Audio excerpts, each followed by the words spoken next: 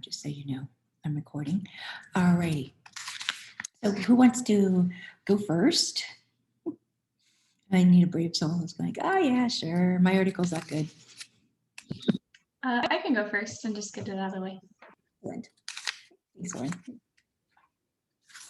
All right. So I chose the article Effectiveness of Vocabulary Intervention for Older Children with Developmental Language Disorder, because I think DLD is super fascinating. And so the main take-home message of this article was just teaching children with DLD new vocabulary. Previous studies have shown that that's something that really works with older children, just really focused intervention with teaching vocabulary. And so the point of this was to see if that would work with children with DLD as well. So this was for children over 9 years of age, and it was targeting specifically their ability to identify, comprehend, define, and use nouns and verbs. So there were 2 levels of vocabulary. There was a lower level and then a higher level. So there were like low frequency words, which were harder because they're not ones that you hear as often. And then high frequency words, which were easier because they're ones that are more commonly used. And so they were split up into these 2 groups based on feedback from their SLT. So not the SLP, the SLT. This intervention ran for about 7 weeks. And overall, it was very successful. Another kind of point of the study that I forgot to mention earlier is that they were contrasting it with a control group of children with language difficulties related to autism spectrum disorder. And so that was kind of the control group that they were comparing it to. So it was basically DLD versus ASD. And so overall, like I said, they found that this was really helpful for children with DLD. It was very effective. And so I was curious why they chose to do it with SLTs rather than SLPs, and also just how effective it would be for maybe more focused vocabulary versus, I mean, they had a system for choosing it, but to me it seemed kind of random. And I've really liked the idea of doing vocabulary based on themes. So I would like to see that. And yeah, that was my article. Cool. Now this leaves me with a couple questions before you wrap up. First, SLT. It was SLT, like therapist. Yeah. So the research study was run by SLPs, but they did it with SLTs. Oh, okay. And do you know where they did it? Because usually that's just a minor little thing based on where the person is located. So it was actually done in the UK. Yep, that's where they have SLTs. Yeah, they have SLTs all over the place, but yes. Yeah. And are any of you in feeding also with Miss Dolby and Nadia's there? Yeah, we actually have a visiting SLT who is just desperate for continuing ed. And so we're like, yeah, sure, jump in. And she's been joining the feeding module for for the whole feeding module. Unfortunately, she started too late for the other feeding module where she contacted me. Yeah, so SLT, so maybe the person, like the author was American, and that could be where it comes from. Okay, and so when you talk about their levels of vocabulary, was it like almost like you would say, oh, tier 1, tier 2, or was it even more like tier 2, tier 3? I would say it was more tier 2 and tier 3 because like these children could talk, they had functional vocabulary, but it wasn't what was within age expectations. Okay, so those really, really odd ones aren't words that the kids necessarily know. And did the kids with autism also get the intervention? I'm really curious about this study. Did they also get the Yes, they did. So they all got the same intervention, but they were curious how the DLD kids would compare to the ASD kids. Okay, and last question, and maybe I missed it, but what did they do? How did they teach these words? That's a big one. Yeah, no, you're right. I don't think I fully elaborated on that. So let me pull up my notes again. So it was done within this, it's called a within participants design. And so all participants got every single treatment and condition. So there was a control set of words and then another set of words that they were using to see if the intervention would actually work. And so they matched these groups of words to each participant, which I thought was really cool. Like they were customized to them. And So I would just like to see it more like themed, I guess, because they were all very useful words, but they weren't like all within a specific category, I guess is what I'm trying to say. Okay. And this was done for 7 weeks. They did it once a week for 30 minutes. And then during each of the first 5 sessions, participants learned 2 new words, and then the last 2 sessions were spent reviewing the 10 words that they targeted. So it really wasn't that many words per week. No. And so did they do as expected, like activities like you would expect, like word mapping or like similar and different analogies? Yeah, they did some of that. It was kind of a little bit of everything, it felt like. They kind of did a few different methods for targeting these 2 vocabulary words. And so they approached it in a lot of different ways. Okay, thanks. Yeah, that was a lot, but I'm like kind of trying to get the big picture of this. Like, hey, would we want to do something like this in our practices? Mhm. But Lauren, you're saying like, no, but I would put them into words that would be chunked together and have some relationship and meaning and a theme. I think I would like it to be more specific, but overall, my impression is just if you do focused vocabulary stimulation with a child with DLD, it will work. That was kind of my take home message. Okay, and make really directly addressing the skill. Yeah, that was kind of the key, as well as doing it one-on-one with the SLT. Okay, so thanks for indulging me in all that. I just wanted to ask all those clarification questions before I kind of open it up to the other 4 of you. What's this striking you? How is this like, oh, that kind of makes sense, or that reminds me of something? Or is there anything that's kind of hitting home for you guys from this concept?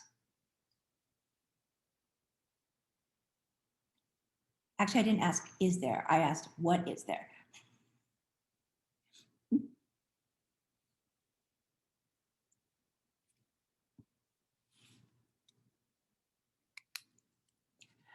No, so what I'm looking at here is like, okay, how excited would you be to do direct instruction of 10 vocabulary words? I think I'm more thinking about how would I make direct instruction of vocabulary words engaging and fun for kiddos with DLD. Mhm. Because I feel like instruction of vocabulary words and picking good influential vocabulary words for any type of language disorder, if there's an issue there, is beneficial. So then how are we going to apply that to our kiddos, Yeah, right. So further down in your packets, there's a vocabulary web. You can kind of see it if you scroll, if you have hopefully you have your packets open because clearly we need them. There's a vocabulary web that at least gets you started on like one intentional methodology of working on a word. And by no means do you ever have to have something that's already printed and existing like this. Remember, my favorite methods are just like write it on the piece of paper and then write arrows around it and make this, and then start making your connections, because by thinking about this concept in a as a base, you're also able to adapt it to individual clients. And I was glad to hear that in Lauren's study they were hitting individual clients. So there's this practice, there's, what does it mean? And remember, kid-friendly definitions. So we're really talking about like, hey, how would a child interpret this and how can we make it useful? So what's missing from this vocabulary web is kind of what Sadell is saying and Lauren is kind of putting out there, is like, how does this learning a word have any meaning? And most words don't do us much good as just a word. We want to have some application for it.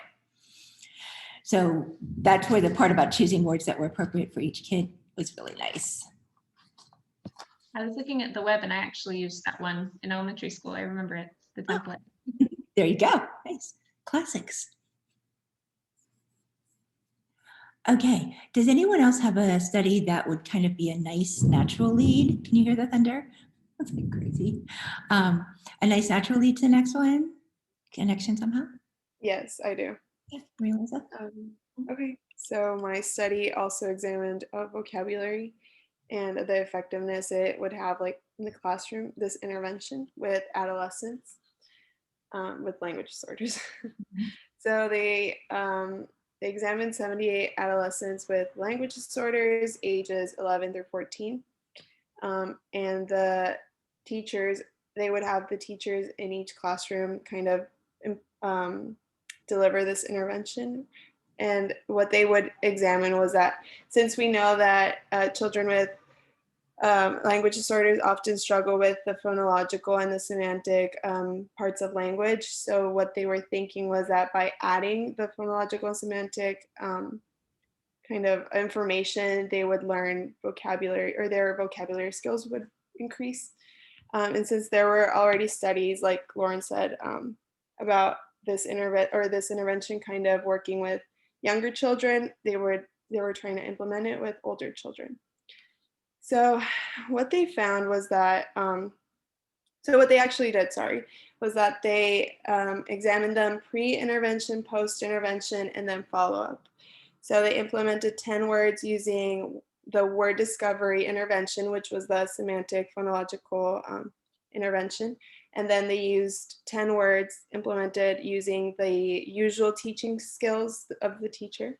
And then 10 words were not really targeted, but they were just tested to see. They were kind of like the control.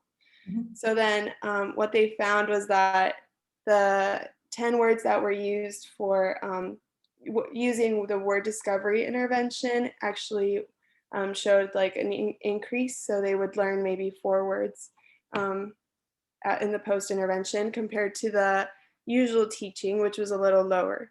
But when they examined them after a couple of weeks, I think it was like 5 weeks, so to see if they have maintained that knowledge, they actually found that the usual teaching skills had maintained that the words that they used, the usual teaching skills, sorry, they had maintained it better than the word discovery intervention.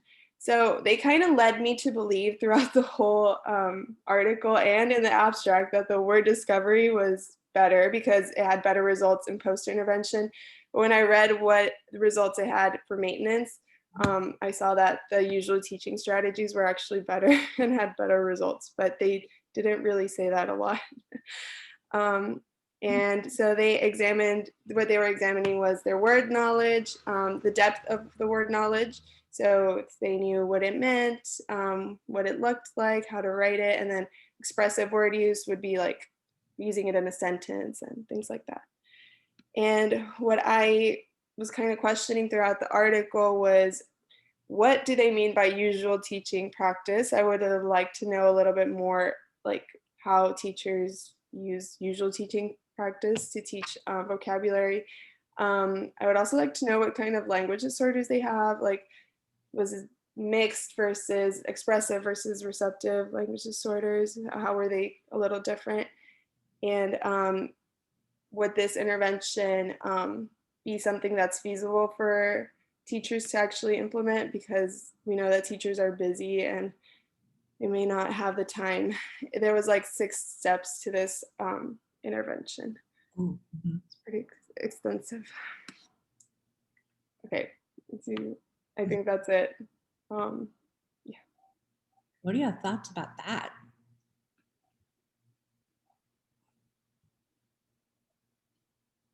That a 6-step intervention seems lengthy. Mhm. I was gonna say that doesn't really seem super, super practical for like classroom intervention. It seems a little hard.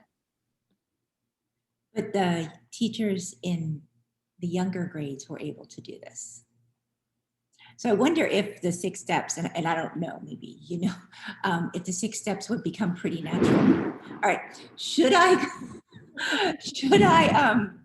suddenly get cut off? Just give me a minute and I'll pop back on Zoom through a hotspot. Just the plan, don't give up. Just give me a minute. That was pretty crazy. Okay, so I'm wondering if the 6 steps are actually, they get pretty fast and feel kind of natural after a while.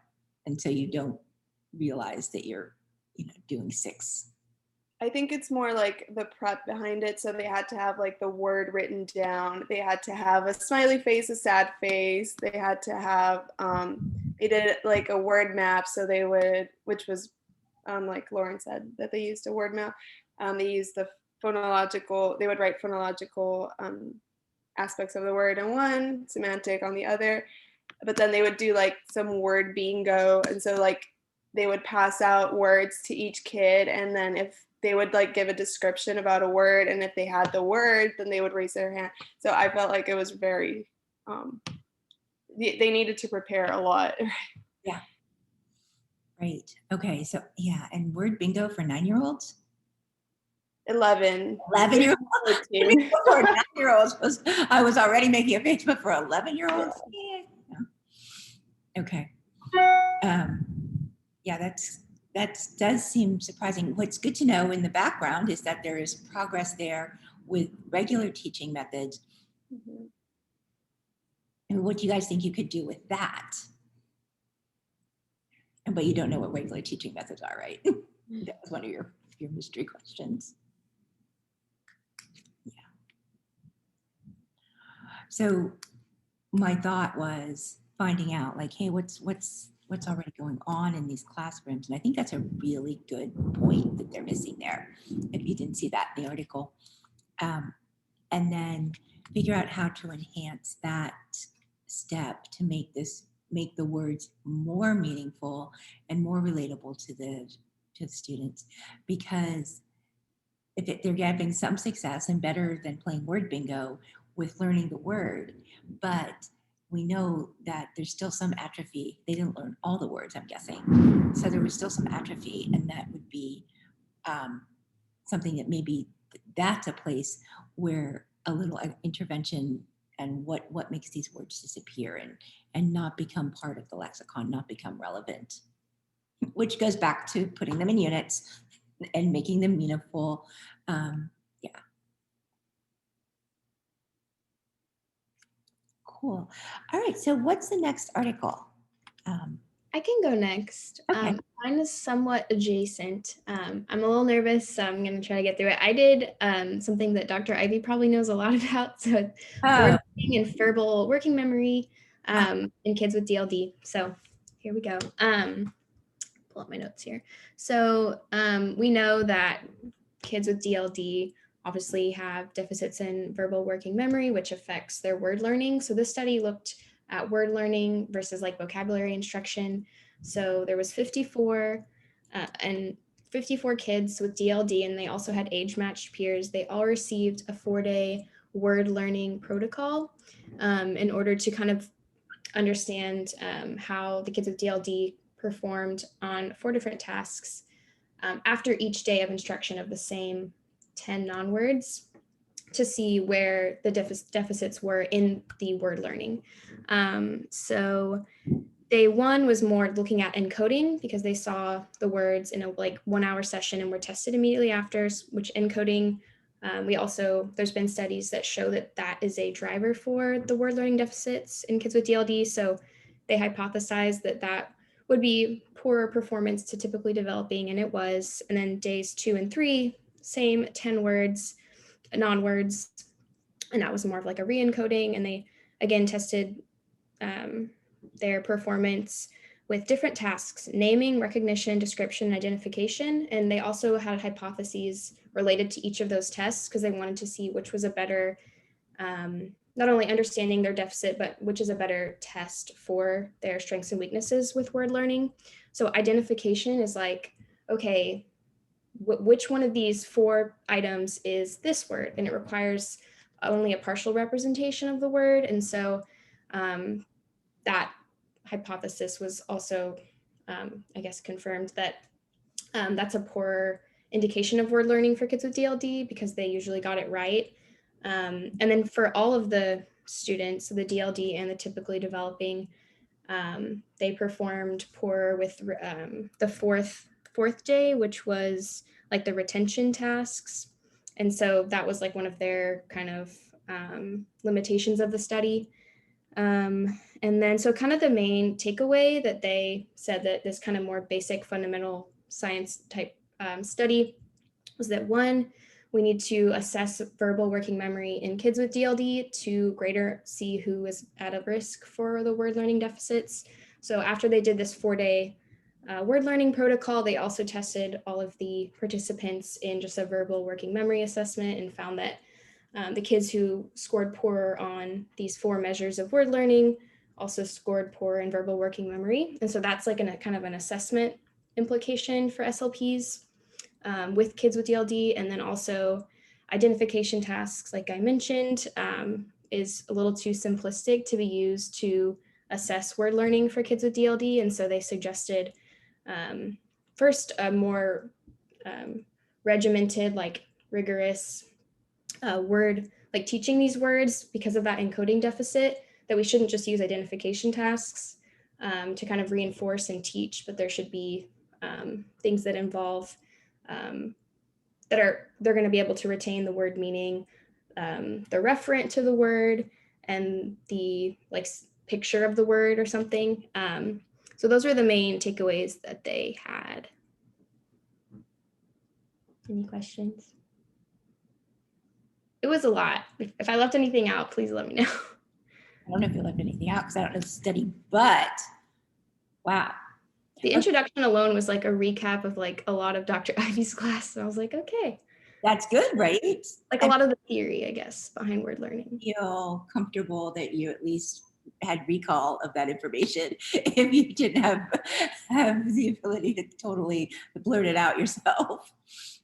Which should be some sort of like reinforcement of the study, right? You're like, wait, I do know that. I remember that. That's like that identification task.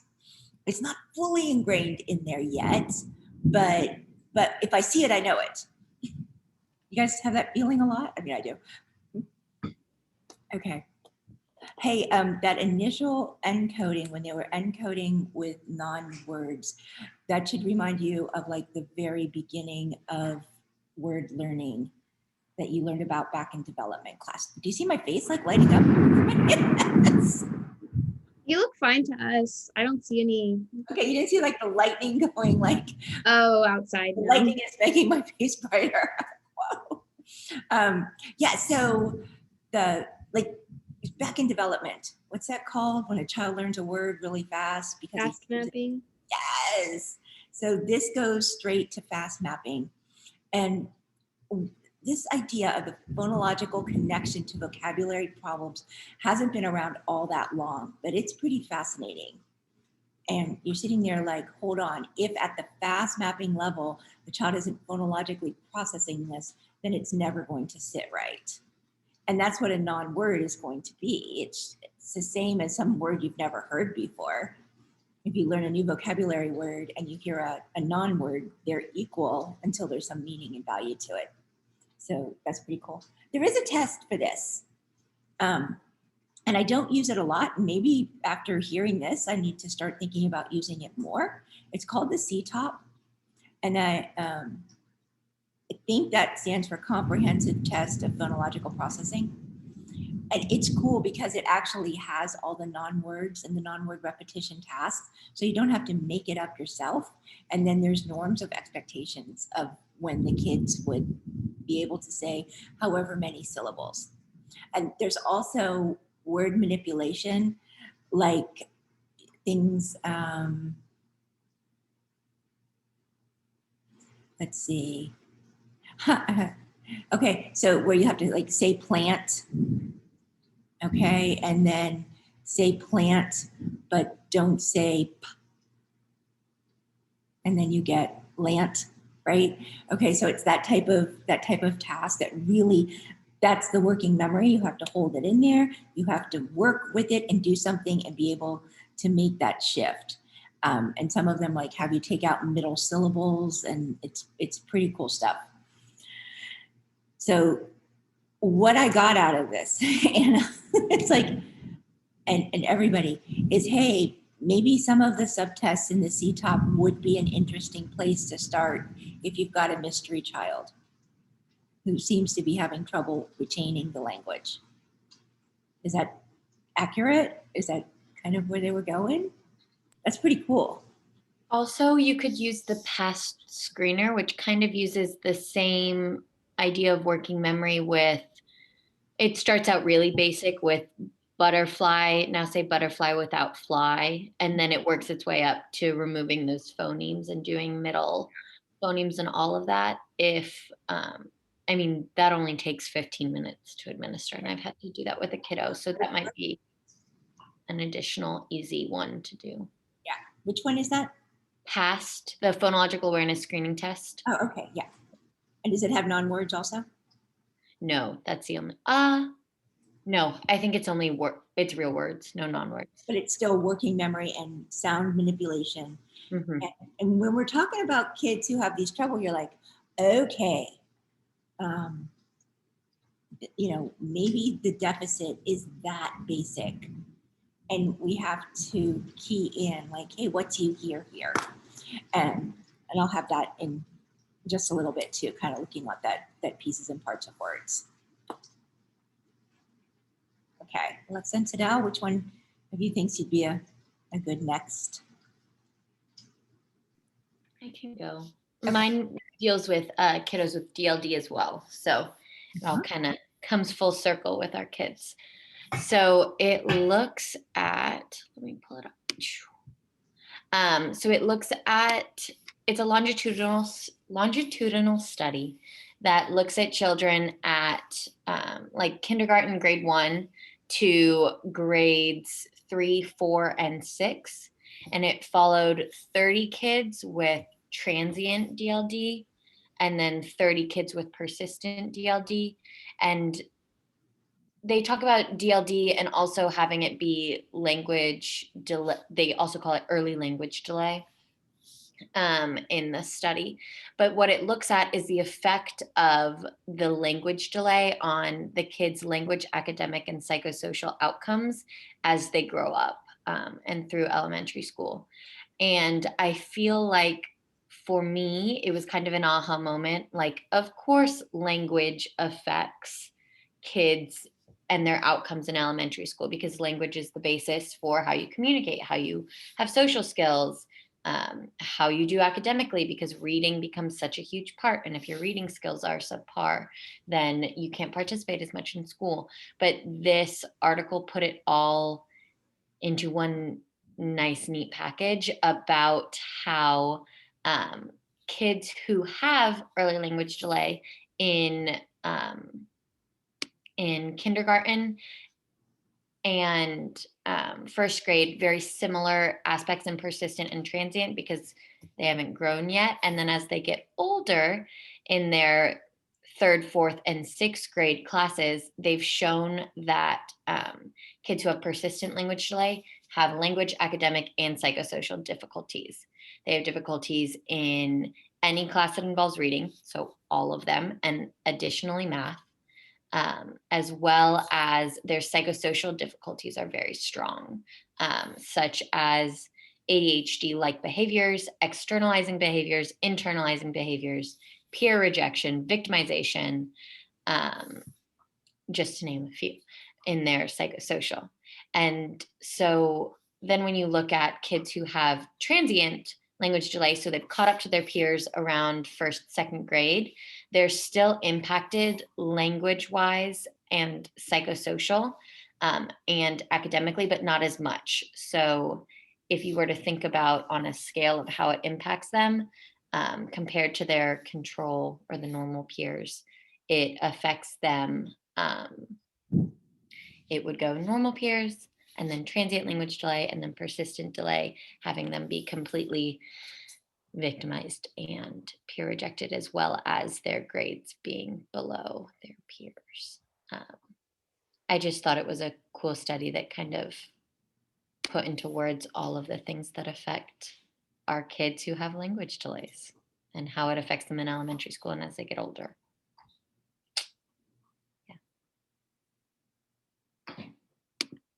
Wow, what do you guys think about that?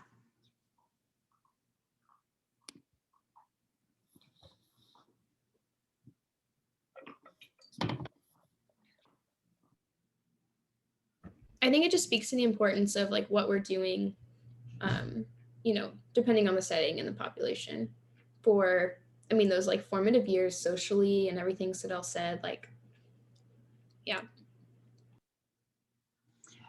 It's kind of a big deal there. Does this mean hopeless?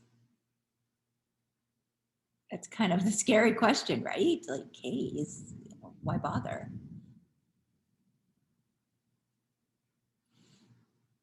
Yeah. Okay, so one of the parts in ASHA is prevention. And we know that we can't prevent those kids from having kids who are early on with language delays. We can't prevent them from having language delay because they already have it. But then what do we do about helping mitigate the deficits that they have?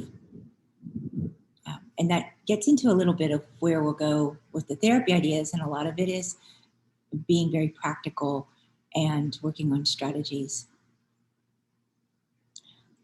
So how about that social part? For those of you who aren't so dull and read this, what did you think when you heard that part?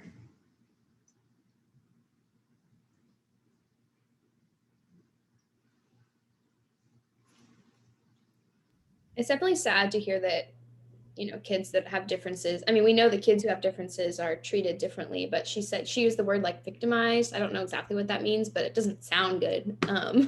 Like they're victims of bullying probably, or just social alienation. And I feel like that affects the brain a lot negatively. And so they're already, have challenges, and that would not help with challenges.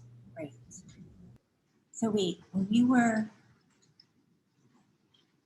talking last class, somebody brought up the social part there too. I'm like, now it's like it's like right here in my head and not coming out yet.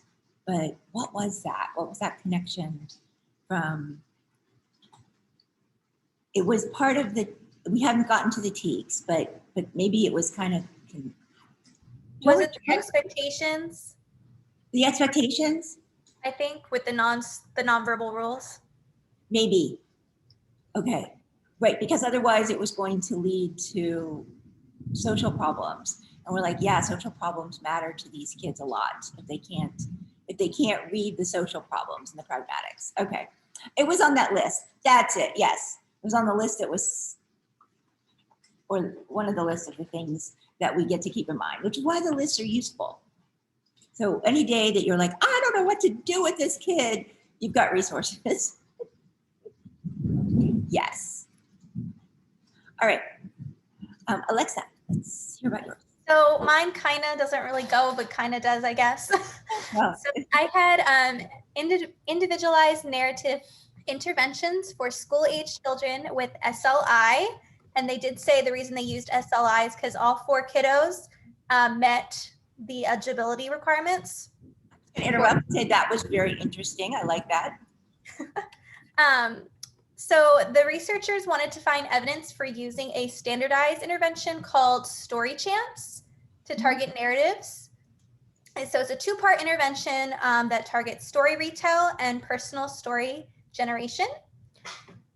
And they said they were not representative in previous studies using Story Champs.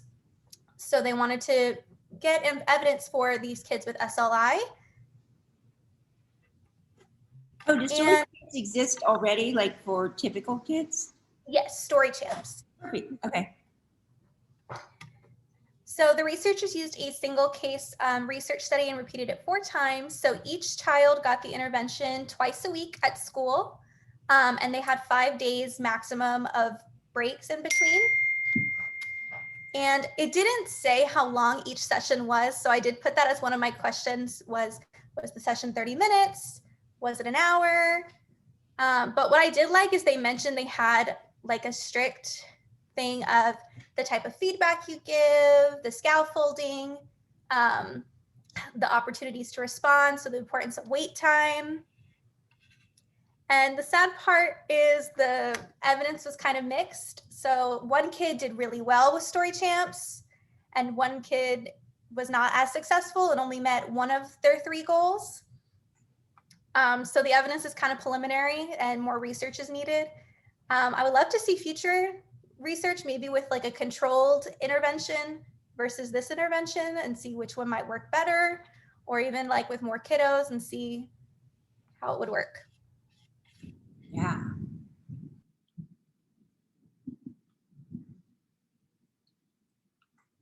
Well, I like that we have something about narratives. What are you all thinking about this, about a structured narrative program used as an intervention?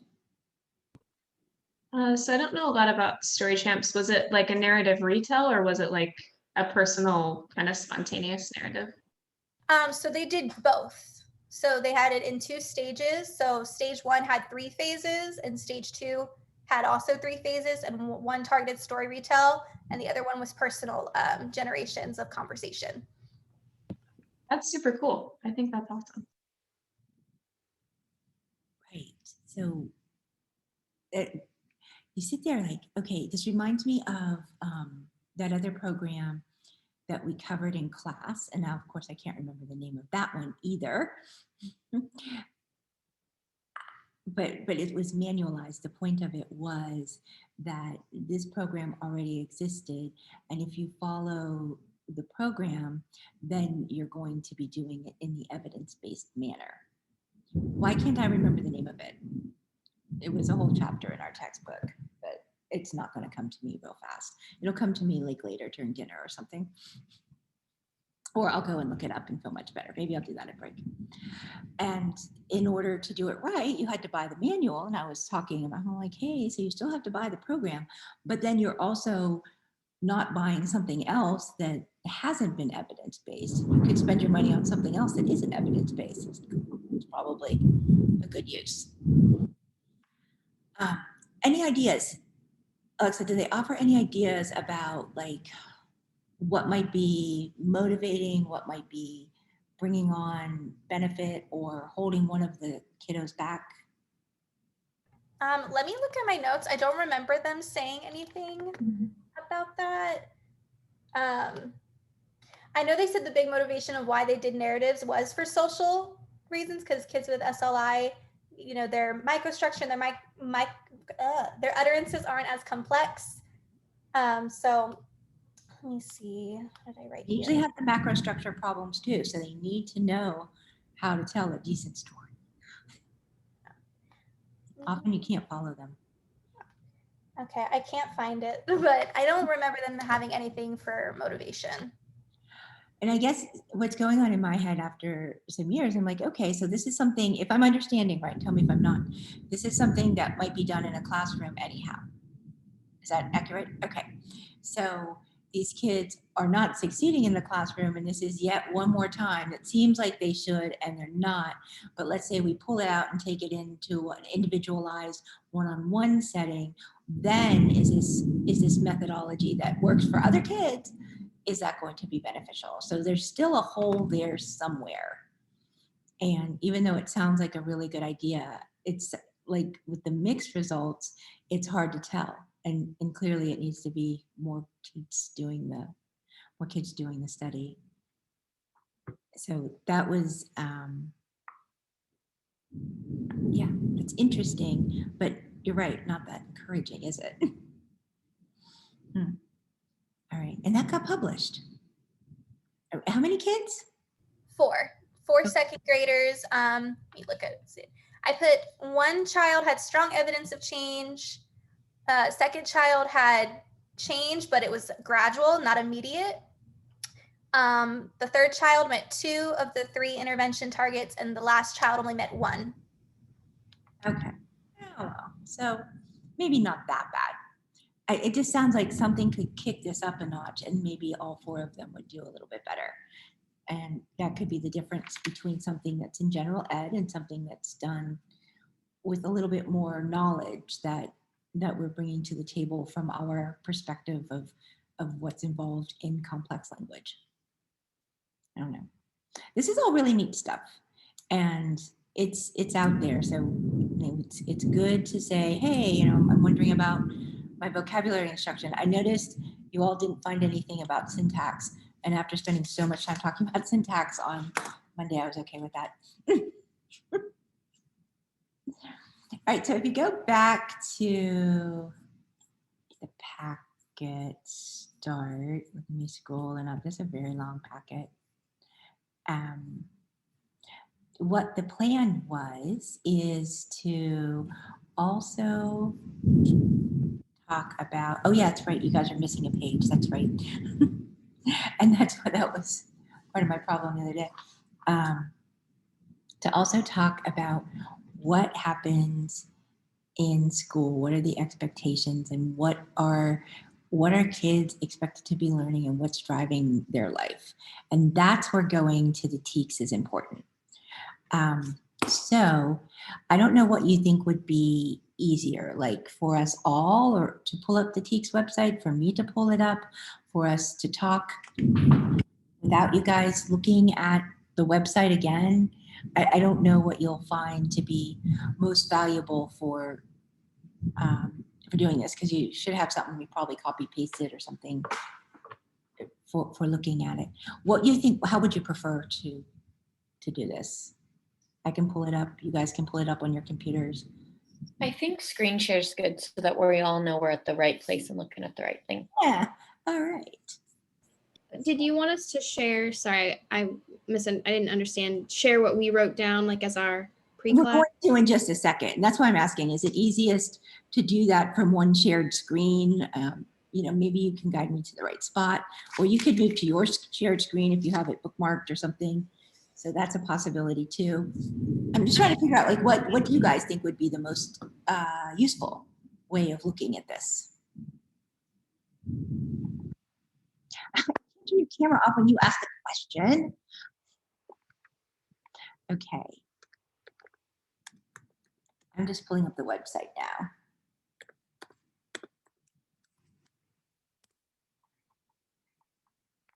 Ding. So first off, have you all heard of this before? No? Maybe a little bit. Right? This is Texas's Common Core. So Texas is very Texas, right? And we're not going to do what everybody else does. So instead of doing Common Core like the rest of the country, Texas is one of the few states that didn't adopt Common Core curriculum, but uses TEKS instead. So that drove me crazy when my child was in school, because I was like, well, where is he? And what's up with the stupid Common Core? I was very anti-Common Core anyhow. Do you want to guess how much the Common Core and the TEKS overlap? Guess like almost entirely. It's almost entirely. The other thing is the content of this. What's really funny is basically it's everything that any kid would ever have to learn. So it's everything's in there. You're like, oh, I wonder if it's in there. You may have to look around a little bit to find it to find where it falls. Teachers have to post what TEKS goals they are addressing for any particular day or lesson. They're supposed to write it someplace where it's visible in their classroom. Now, when I think of all the things that we ask our educators to do, that like blows me away. So, I heard all these stories when that first became a law. They just put them all on like a big ring binder and could just flip to the one they needed and hang it up on a hook in their classroom. I'm like, yeah, you got to be creative with that, because you can't be writing it up on the chalkboard every day. I mean, whiteboard, not a chalkboard, of course. All right, so it guides what they're doing. So in order to qualify for speech therapy in the schools, what do we know about the disorder? You probably heard the word. So a kid's problem has to be educationally impactful, educationally relevant. Any goal has to be relevant to education, and in order to qualify, the child has to be having difficulty that is preventing him from succeeding in school.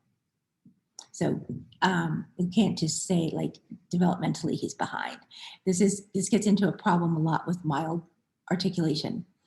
So kids who are charming and very smart and doing just fine and progressing and just great across all their classes, including reading and spelling, are never going to qualify for therapy until they're like 9 years old and they've maxed out across.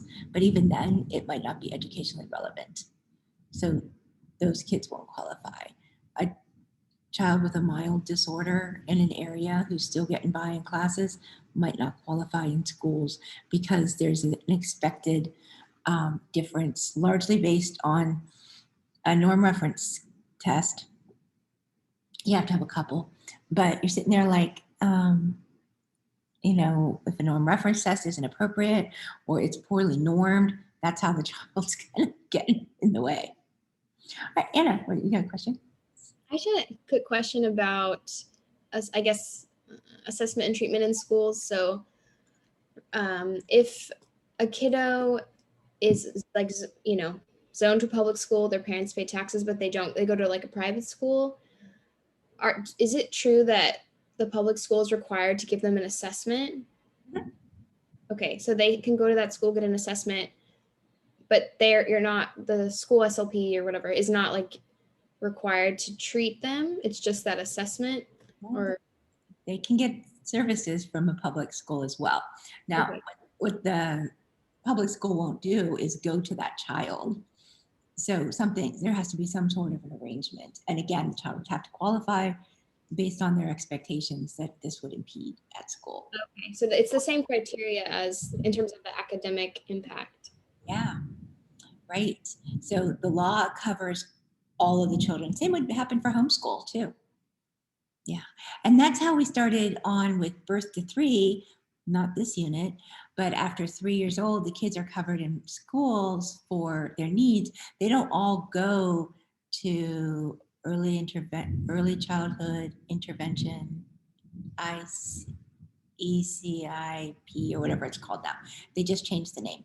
It used to be PPCD or something. So they don't all go to class, but some of them just go to therapy. And that's not largely convenient, so some of them choose not to, right?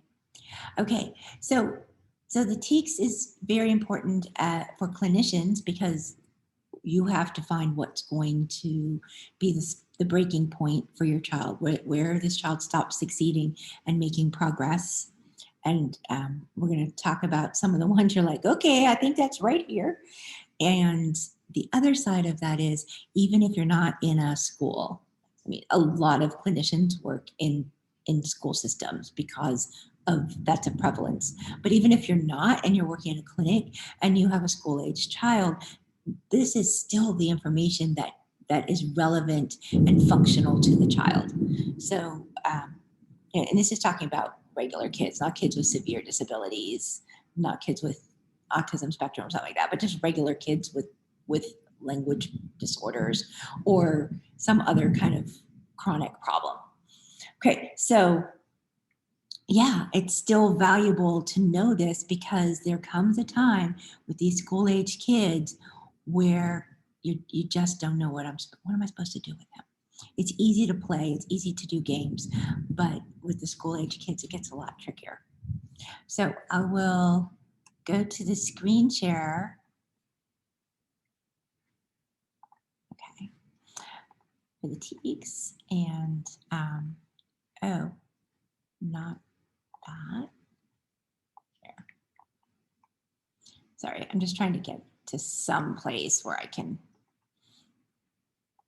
not have 1,000 screens open, but okay. It's just that kind of a day.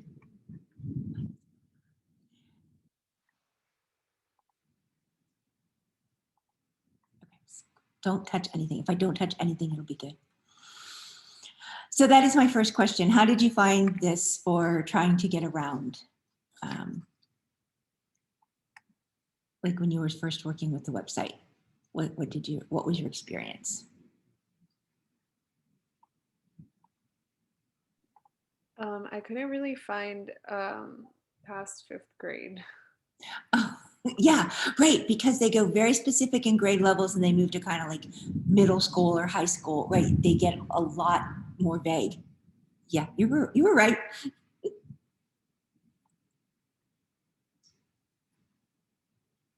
I just don't know how, as a parent, this would be a helpful website for you, Ah, because I feel like it's very wordy, and as a parent trying to scour through this would be very difficult to see what's being taught, because it was an assignment for us and I still struggled. So as a parent, I would see them struggling as well.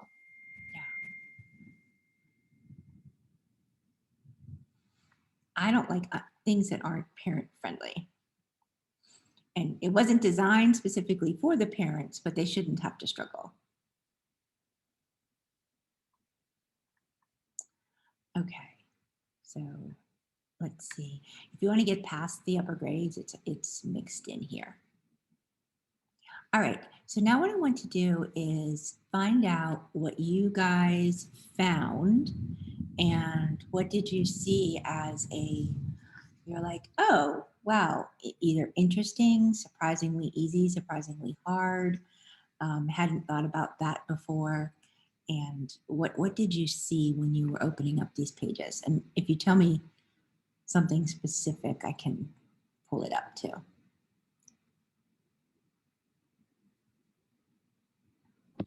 One thing I noticed was that it seemed to use a lot of jargon. And I mean, I can pull out specific examples, but kind of just all across the board. Kind of like we already touched on with it's not super parent friendly.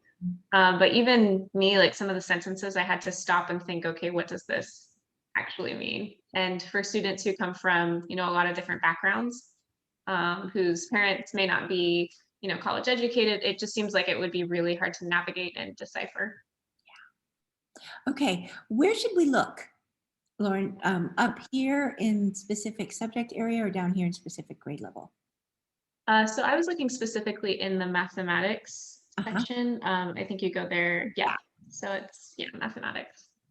And so then it breaks it down like into subchapters. And so I think I was looking at A. I think I just started at the Okay. top. Okay. And then I think I just chose the first one. Kindergarten? You can't choose kindergarten. This class is for older kids. Sorry, the first one is in grade 1. Okay, we can do first grade. Alrighty. Oh yeah, so you're reading all of these, like these really deep expectations, right? Like what's the mathematical information?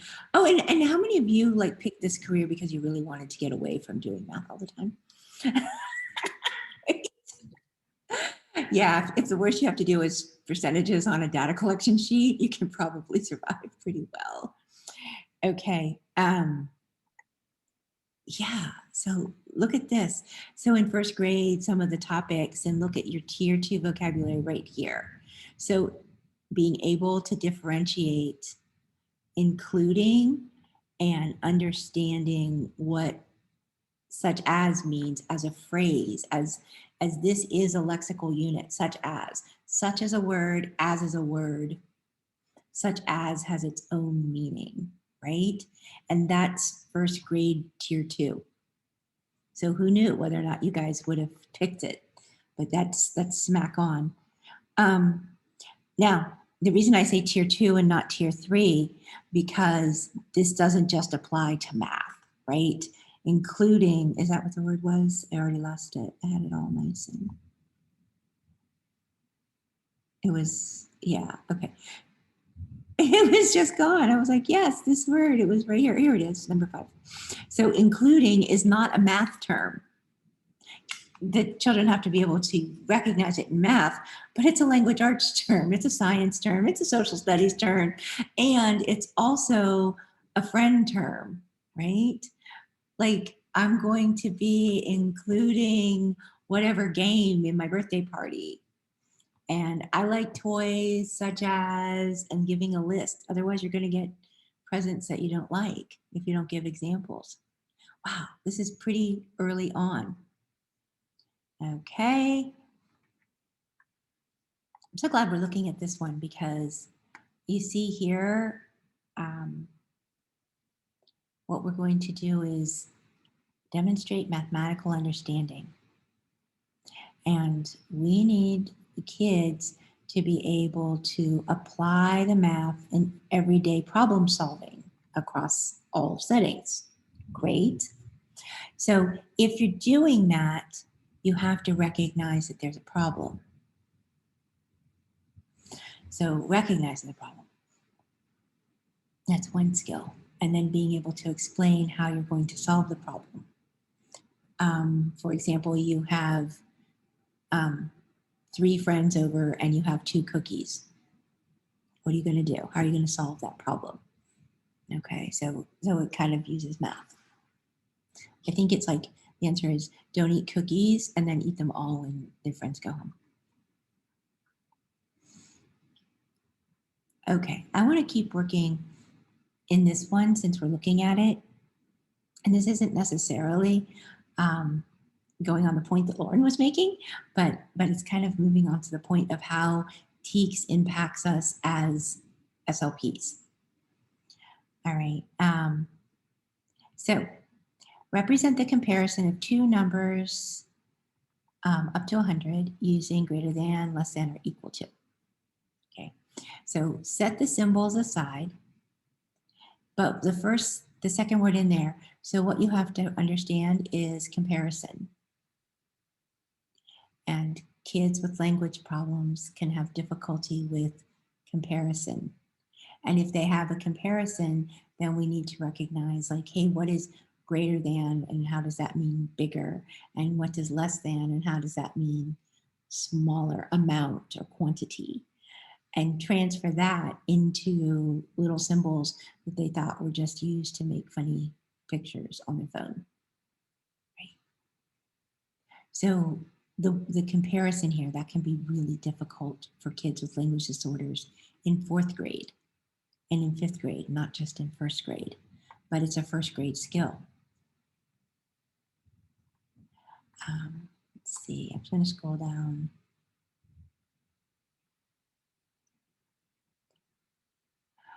Okay, so this goes back to what Lauren was saying about parent friendly. Distinguish between attributes that define 2-dimensional and 3-dimensional objects. So what does a kid need to know in order to do this? Compare and contrast. Like, I don't know, they're distinct. Yeah, like identify differences. Mm-hmm. Yeah, so you have to be able to see similarities and identify differences. That's the base step right there. I don't know that the children hear the word attribute in 1st grade. I'm going to guess that they don't, that remains a professional term. And I'm thinking 2-dimensional and 3-dimensional is tier 3 vocabulary. So that's not something we would be looking at, but comparing and contrasting for sure.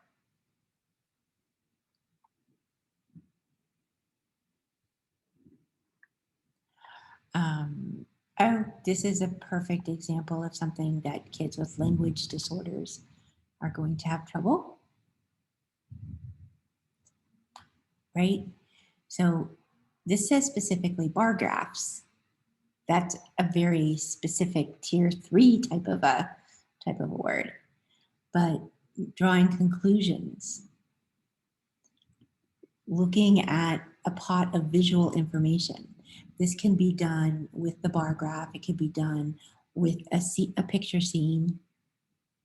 And the kids have to take their own personal world knowledge along with whatever they're learning and put the 2 of those together to see what you would expect, what might be the next expectation there.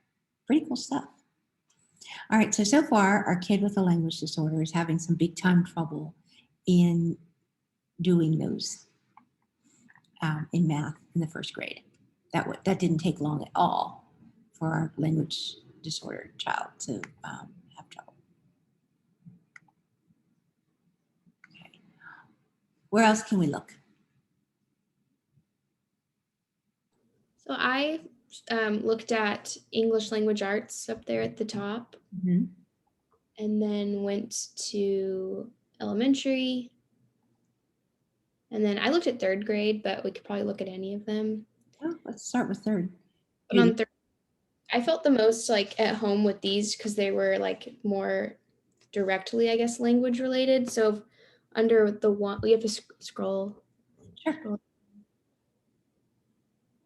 Okay, so under one, number or letter B and C, so like follow, restate, give oral instructions, obviously is like a, direct, like give, that's our expressive language skills. And then C, similarly, it's like merging, pragmatics and expressive language. And then they even have one for social communication. But it's just interesting because they use different terms for what we would say expressive language output, verbal, but this will say like oral, orally, like produce it orally. So I'm like, it's like the teacher term versus I guess, our term. And also under 2, A has some kind of pre-literacy type skills. So I thought that was also like getting into the language, syntactic. Part 5 and 6, the V and VI, decoding words, so like prefixes and suffixes, Oh, yeah, logical processing skills. that is. And Well, when you're looking at those, it's going to be derivational morphemes too, and it's really going to hit on the vocabulary.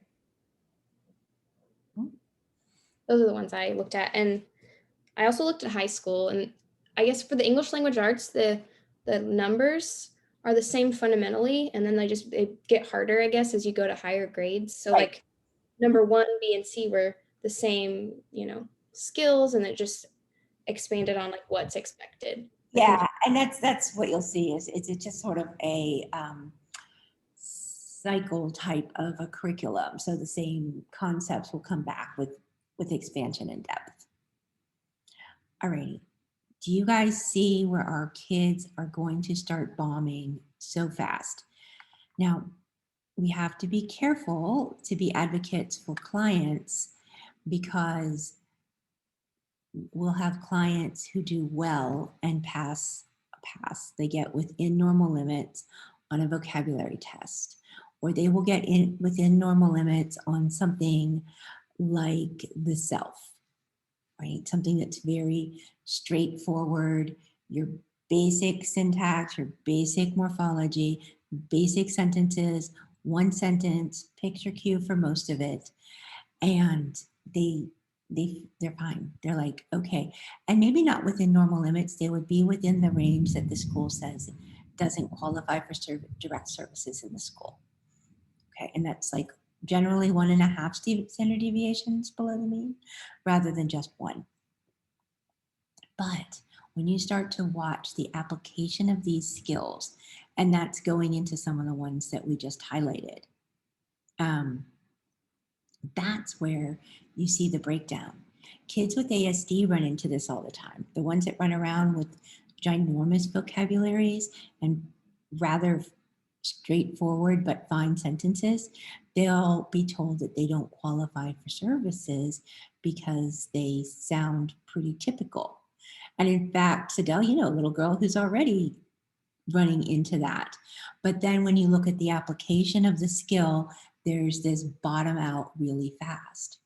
Or if you look at 3 or 4 sentences together and getting the big meaning out of a passage, you'll see a problem. So the assessment that you choose needs to be an assessment that's going to target where the suspected problem is. Does that make sense? You're going to go back to that castle and choose subtests that are going to dig deep. Or you'll use the opus because it's got short stories as opposed to just 1 sentence or 2. It really helps. Okay. Did anybody look at, career? I've never opened this one.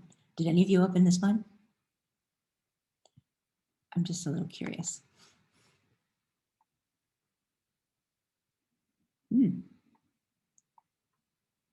Wow. Let's do information technology. Probably not a lot of our children there. Oh. just as an FYI, as children leave middle school and enter high school, they have to pick kind of a career interest path. At what is that? 8th grade to 9th grade. That's when they're supposed to be picking their careers. But basically it's to help them focus, like if they do have an interest, that they would make sure that they take the right kind of classes to pursue their interest, and not miss any prerequisites. If they were so excited about something in 11th grade, they want to make sure that if there's a prerequisite for it in 9th grade, that they didn't miss it. So it looks like networking lab. That sounds terrible. So, oh my gosh, it's still shaking my house, the thunder. Okay, wow. So if we have somebody who doesn't look like he's going to college and you want to do this type of thing. Okay, so that was interesting, little sidestep. But I want to go to physical education, because I swear I haven't had to do it because I've been in this job for a long time. But if you need to qualify a kid who's looking like those ones I just described, everything looks right, but then it doesn't play out right, you go here. And let's just look at, well, actually, if you look at kindergarten, even though we're talking about older kids, you'll recognize our clients, our elementary clients here. Are any of you working with elementary kids in CCG? I thought so. Had that elementary group? No? Okay. There's some pretty cool elementary groups going on in the afternoons, and you sit there and watch them. Like they look okay in this nice contained setting, but then they still have so much trouble. So if you go down here, so what we want a child to do in kindergarten is to describe the benefits from involvement in daily physical activity. That's what the school system says that this child is supposed to be able to do. That sounds like something that might hit on a language disorder, right? And then what I really love is down here in this number 6. Look at all of this 6.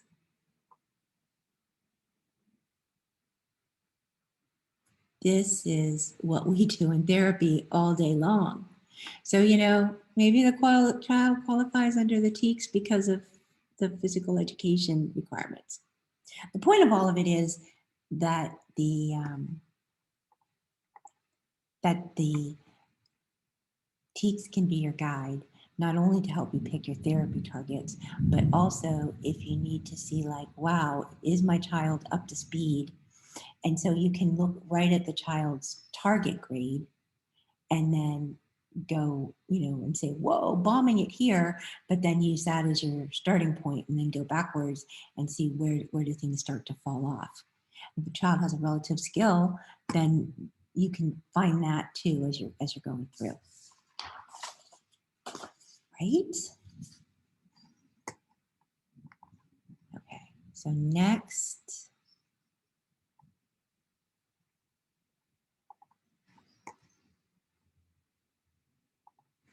What's that extra button there? Oh wait, this is where you can't see it, right? I have the same one as you do. Okay, so the next slide that you can't see because I didn't give it to you is just your standard getting started, motivational piece, form, content, and use. But you see up there where it says the meta part. That's what's going to start distinguishing this therapy from other kinds of therapy with the younger kids, because of the use of the meta and how talking about the language and helping the kiddos become familiar with their own situation and their own expectations, all of this meta stuff is going to come into play. So you can think meta-linguistic, and then you can go even deeper. Meta-pragmatic, meta-morphological, meta-cognitive. You can do meta-syntactic, meta-phonological, right? So this is where the kids are starting to be able to use those formal operations, right? Logic and reasoning and predicting, and they're making hypotheses about what might happen, and it's going to start them thinking differently. The other side of this is also having an awareness of others and really differentiating their personality and who they are. Okay, so how do we do meta? What kinds of things are involved in meta procedures?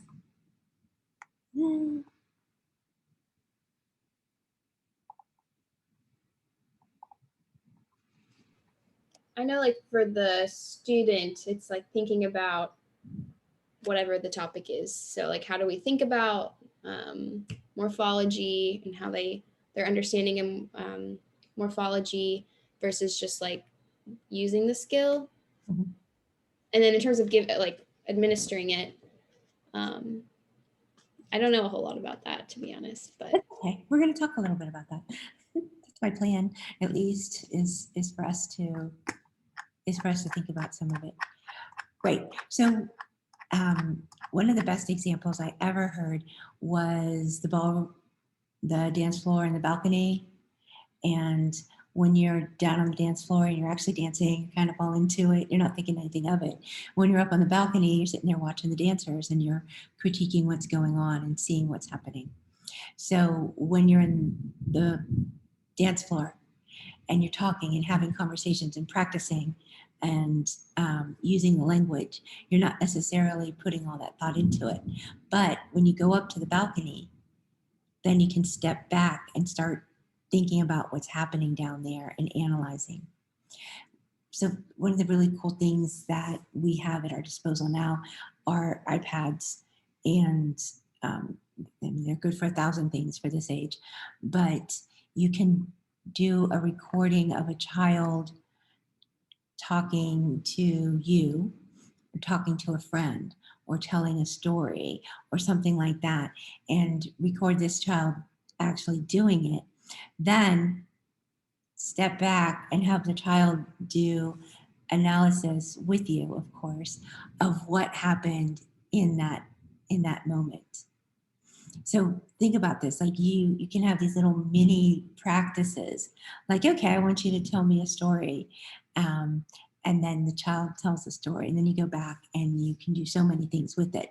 But from a meta perspective, you can look and see like, oh, wow, did you remember to include your part of speech? Did you tell me if it was past or happening right now? Did you remember to include descriptive words? So I had some adjectives to know what it looked like. Did you remember to raise your voice up or bring your voice down? So let's go back and listen to that one more time. Do I hear that? So whatever your target is, you can go through and check it with the child. Sometimes you can do something like story retell or something along that line, and then go through and analyze it from a micro and macro perspective, like, hey, let's make sure your sentences make sense, and then let's make sure that you tell me a story and go through your story elements that you want to include, and have the child do it again. So when you would expect to have way better success, right? And the meta part is having the kiddo look at the original and look at the second one and saying what's different and what's better. That's really deep, and this can happen like over a couple of sessions. So because you can store it, and it's a way to really draw the child into being accustomed to thinking about what you're thinking and what you're talking about. So that part is pretty cool.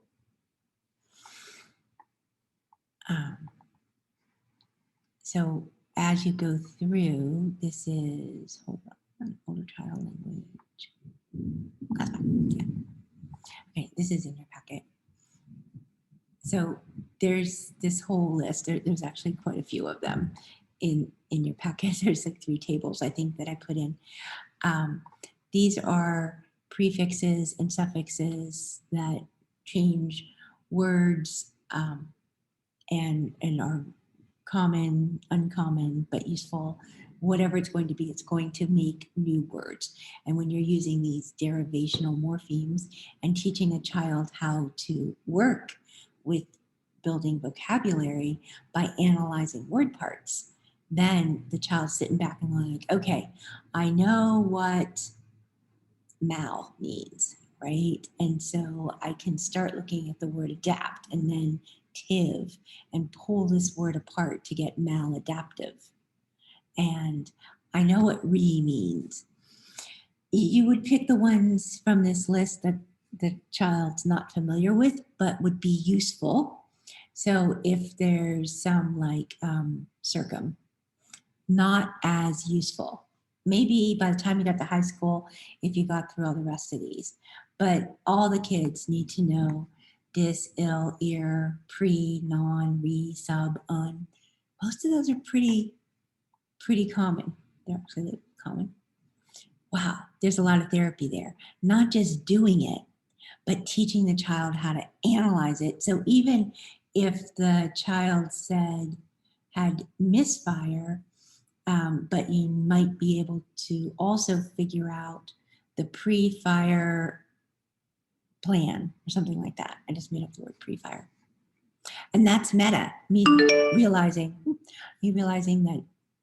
that I made up the word pre-fire, that doesn't exist, but I could make it up. And you guys didn't cringe when I made it up. You're like, oh yeah, it's not really a word, but you could do that.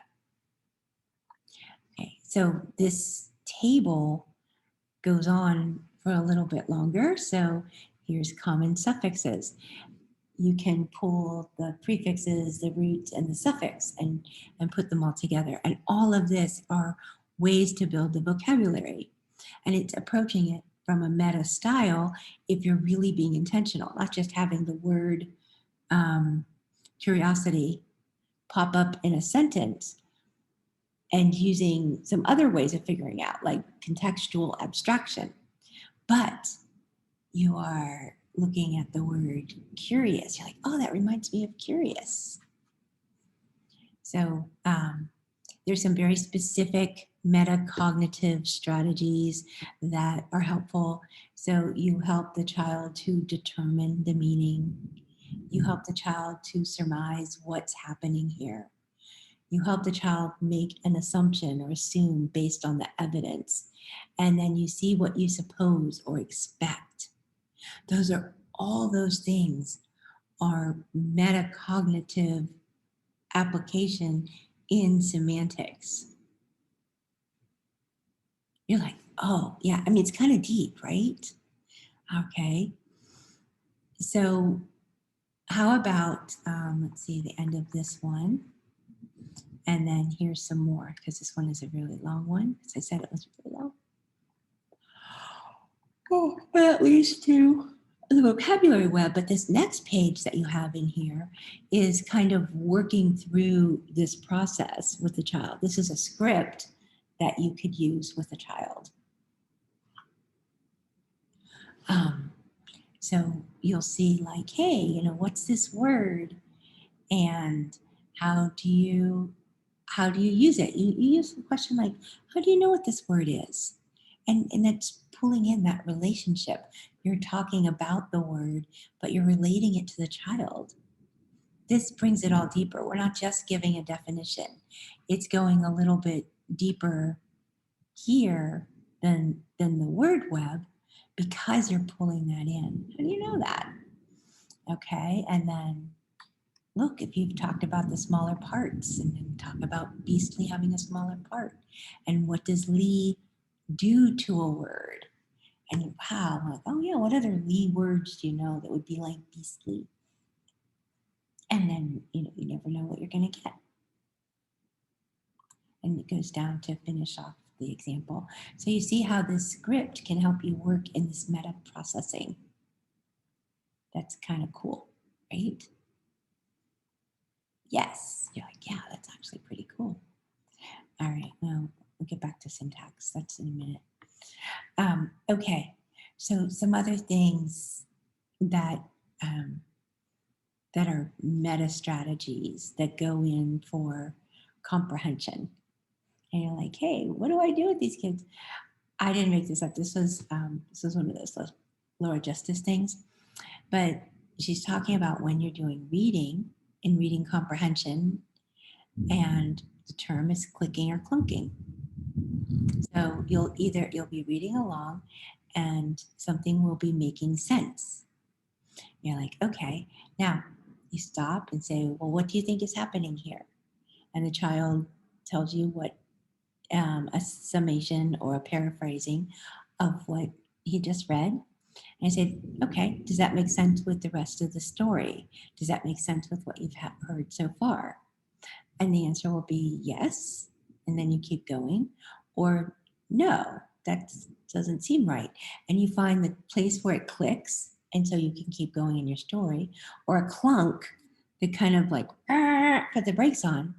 And by doing this every paragraph or every page, depending on where the child is, you step back and look at the story from a meta perspective. I'm not actually reading it.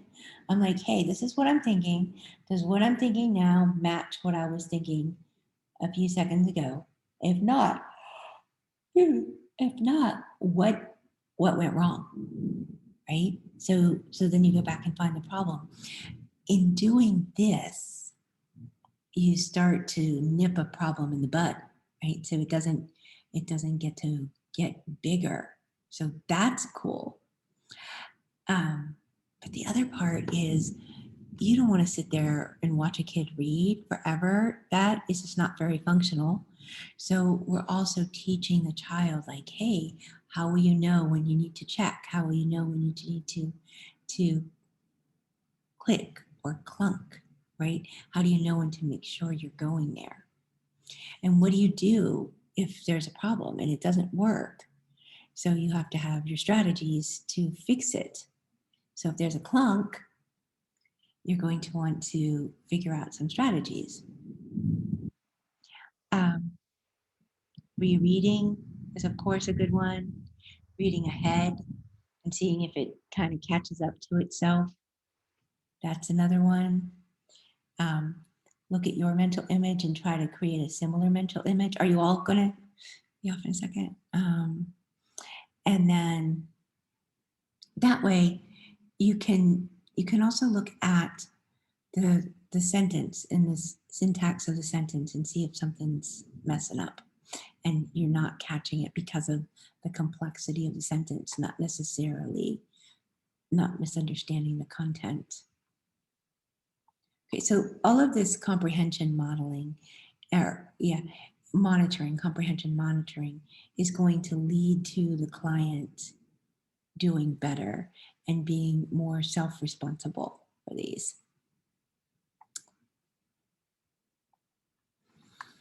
All right. Do you guys want to take a break now and then finish up after that? Are you ready now? Or do you want to go a little bit further?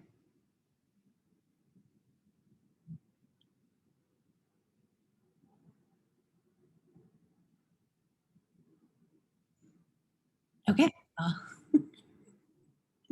Maybe like a 5-minute break. You can have a 5-minute break. Yeah. Do you want to have a 5-minute break now and a 10-minute break later? Or just 5 minutes and see if we finish earlier? I'm fine with that, but I can't speak for everyone else. So I know. Finishing earlier always rocks. Yeah. Okay. With 5 and How then about 7:01? Yeah. Sure. Go ahead. Yeah. Take a little break now.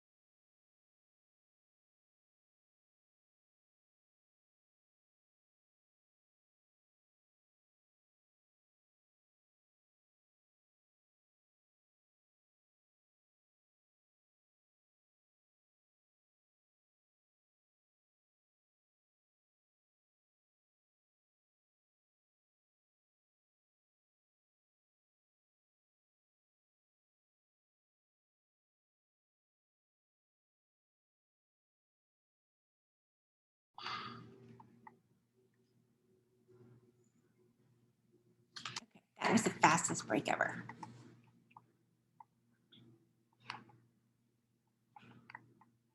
Are y'all basically back?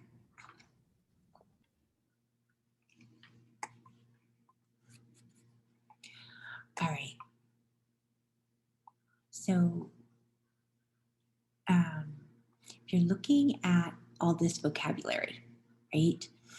Having something like that list of words that, or the list of prefixes and suffixes helps you start to be able to think about, wow, how do I get to the more complex vocabulary? And using something along that line helps. Going back to the TEKS and seeing what it is they're supposed to do with the vocabulary. And then finally going into the school and getting the materials that they'll be using is really helpful. And we did that back in the other class. Like, remember, we went through the books and looked through the tier 1 or tier 2 vocabulary and the different syntactic structures that the kids were having. And I believe for the most part, people were blown away because it's more complex than you might suspect. So when that's all the good part of vocabulary, but it's not the fun part. And the fun part comes in like when I was doing the slang the other day. But the other part of this is that English is so expressive with idioms. Like, oh, I tip my hat to you, but I'm of course not wearing a hat. And tons of expressions that that we use as expressions or as chunks. So what I want you guys to do real fast is start thinking of some idioms that you use on a regular basis. And if you can't think of any right away, then just open up any sort of magazine or fiction or something like that really fast and type several of them in the chat so we have something to work with.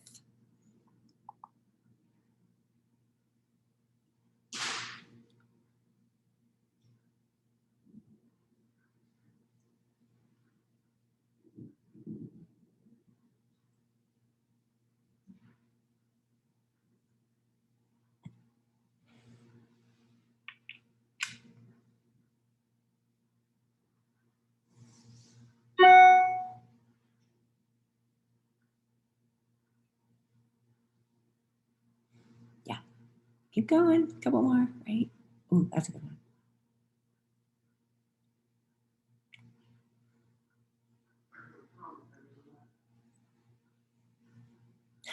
Like that. Sidel is walking her dog. I think when she comes back, we should make her do 7 right in a row. Huh?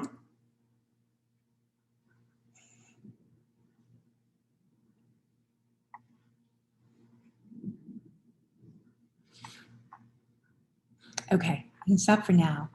And let's look at these, right? So how many of them would you say are transparent? And use your microphones for this. Like, kind of look through them and just shout them out. Like, what's actually transparent such that the meaning could kind of be gleaned from the words? None of them. Right? Yeah. Okay. Yeah, none of these are going to be that obvious. No. So then they're going to be more opaque. Now, how many of these are familiar to you?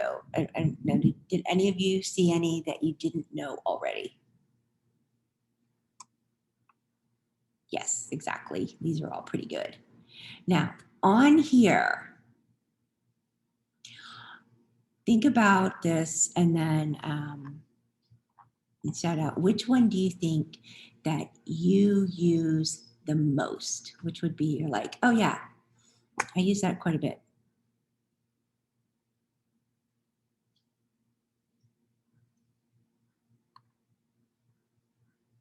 I think I use once in a blue moon a lot. Piece of cake I like and this. raining cats and dogs. Okay. I think go the extra mile. I use that Go one the more. extra mile. You like that one. Okay, Sidel, what you have to do now, you have to catch up. Open up the chat for sure. And what we're doing is putting in idioms. So put in 2 or 3 idioms and try not to use ones that are already here. But if you don't, yeah. Like, oh man, easy ones are taken. Yeah, the last two that I put are I probably do use them a lot. They're like I say like, oh, I'm gonna go hit the books, and then I say like really hit the nail on the head, but I don't really use any of the other ones. But they're like really common. I just don't use them. Oh, so now yours came right straight to me instead of the group. Ah, that's a good one. It's still coming straight to me, not the group though. You have to change it. Okay, break a leg, play it by ear. Play it by ears, I think. Yeah, that's a pretty good one. All right. And I think that's funny that you guys are like, oh yeah, those are the ones that I use, right? Hang in there, yes. Right? That's a good one too. Okay, and so there's some of them that you're all like, yeah, I don't really say. So Alexa, I thought it was interesting that you say raining cats and dogs. Because I don't know, you guys, how many of you say raining cats and dogs? Okay, maybe. I can tell you I never say that. I mean, I would say it's pouring and training, but that's just one that I don't use myself. But you all know what this means, right? So you've learned that somewhere along the way. And that's like these giant lexical units. And how did you learn that? Oh, I think beating around the bush. That's a good one. I wonder if I say it. Piece of cake, I think, is a really, that one made me laugh when I saw it. I was like, oh yeah. Mm-hmm. Play it by ear is your motto. I think it's also the motto of the summer. Yeah. Sugar coating. Yes. These are, see, now you guys are starting to, don't get bent out of shape. Now you're going where I wanted you to go. And where I wanted you to go is what's really going to be useful for a kid. Okay. Saying don't get bent out of shape is going to be so much more useful than saying, you know, I don't know, killing two birds with one stone. Although people say that one happens. Yeah. So some of the things, oh, hey, that's funny. I don't know if I say that one or not. Do you guys say that one? That's so fun. Like, who's hitting hay, right? So we have to teach these as giant units. Now, in the past, super duper. Now you're on a roll. In the past, super duper made cards. And honestly, I should like throw out my super duper cards. I did throw out most of my super duper books in the mood, not throw out, but I'm gonna get them out of my office. But these cards, and they were idiom cards, and they would have pictures of like if those words, like it would be really somebody hitting hay, which is so stupid. We never need to address the literal words of those that those are saying. That's so silly. Like, why even bring that to the child's conscious? Just watch for it. You're like, hey, so clicking and clunking. Yeah, clicking and clunking. If something doesn't click because it's got, you know, and then my day started to go down in flames. And all of a sudden the kid's like, there's no fire. That's when you go like, oh, go down in flames. That, you know, and you can make up a cute word for it. Like, you know, that's a super phrase, or that sprinkles or something that make your language more interesting and fun, like sprinkles on ice cream. So to go down in flames, like, and then explain what that means, and do the same type of vocabulary thing of like, hey, what could go down in flames, or act something out, or make a story, and part of it would be going down in flames. So anyhow, the importance that English is loaded with these things, loaded with idioms. And then some of, oh, I know, something like don't put all your eggs in one basket. I'm going to say, do people say that? Do kids say that? Say no, right? Oh, kids are going to say that. Do kids need to know that? Probably, but I wouldn't pick it first. I would pick it after you do so much more of these really functional ones. And the reason I say probably is because they'll be reading like literature and things that were written in the past where that was used more frequently. And, you know, interesting, like idioms kind of go in and out of style. I mean, what was it? You could say, gag me with a spoon when I was a kid. And, that's not really in style anymore. So, you don't want to teach them that either. So you have to be aware. And some of the best, like, how do you plan therapy? Or like some of your questions, like, how do you plan therapy? Well, you spend some time watching typical kids, not kids on television, because they're scripted and they're not real. So you have to find some real kids to watch. And that's like, if you're at a school, you would just be hanging out in the classroom and not watching your target child, but seeing what everybody else is doing and listening to that. So I had a client who stunk at this, and he was one who had generally good semantics and syntax, and he had no clue about either slang words or kid idioms and what kids were saying. And he also couldn't hear the prosodic difference in irony. So everything sounded literal to him. And nobody realized this. He was probably 5th grade, because I don't think he was 6. That would have been too old. He wasn't that big. Maybe he was. And he was at a charter school. So anyhow, I was like, whoa, hold on. Listen. Oh, mild autism, which probably explains why he wasn't picking up the prosodic features.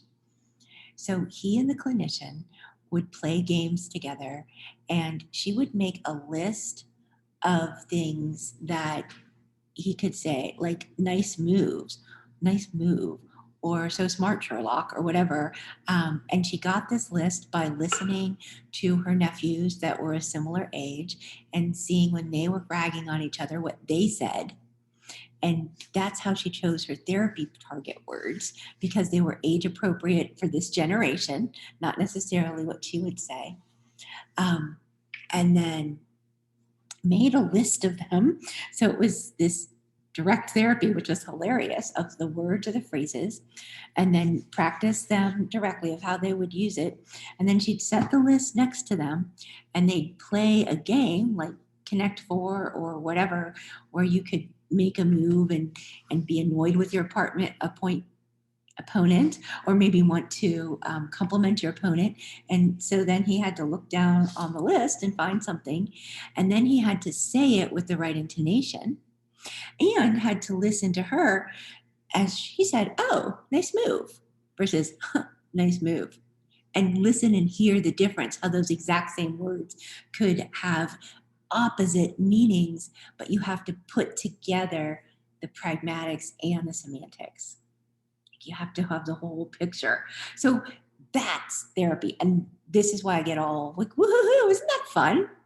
Like, can some of you see yourself doing that and having a lot of fun? And it is playing it by ear in some places, because you don't know exactly what's going to come up and where the child's going to stumble, but helping the child identify the stumble through clicking and clunking is a big deal. And then kind of stepping back, okay, let's figure out where this comes from. All right, so that's quite a bit on semantics and looking at the semantics from not just the curriculum perspective, but also what's up? Exactly, nothing's up. Thank you. You guys were very fun. See, this is what our kids need to learn, and they need to learn how to say it and when to say it. Oh, and when not to say it. Going back to the pragmatics, there's all kinds of times where you don't say some of these things. Right? You're not supposed to use them. You're not supposed to use them with your teacher, with your pastor, with your grandmother, or whatever, and that would be individual based on the child and the child's cultural expectations. And you sort of seek that out and find out. Like, if you're in the school, you know the culture of the school. But if it's home, then you have to kind of like work through the home part. Yeah, it's good stuff. All right, so I'm going to take a few minutes, not that many, because it's not as much fun as all the other things. And go back to syntax. Like, oh man, syntax. I feel that way about syntax. Maybe it's just me. Okay, so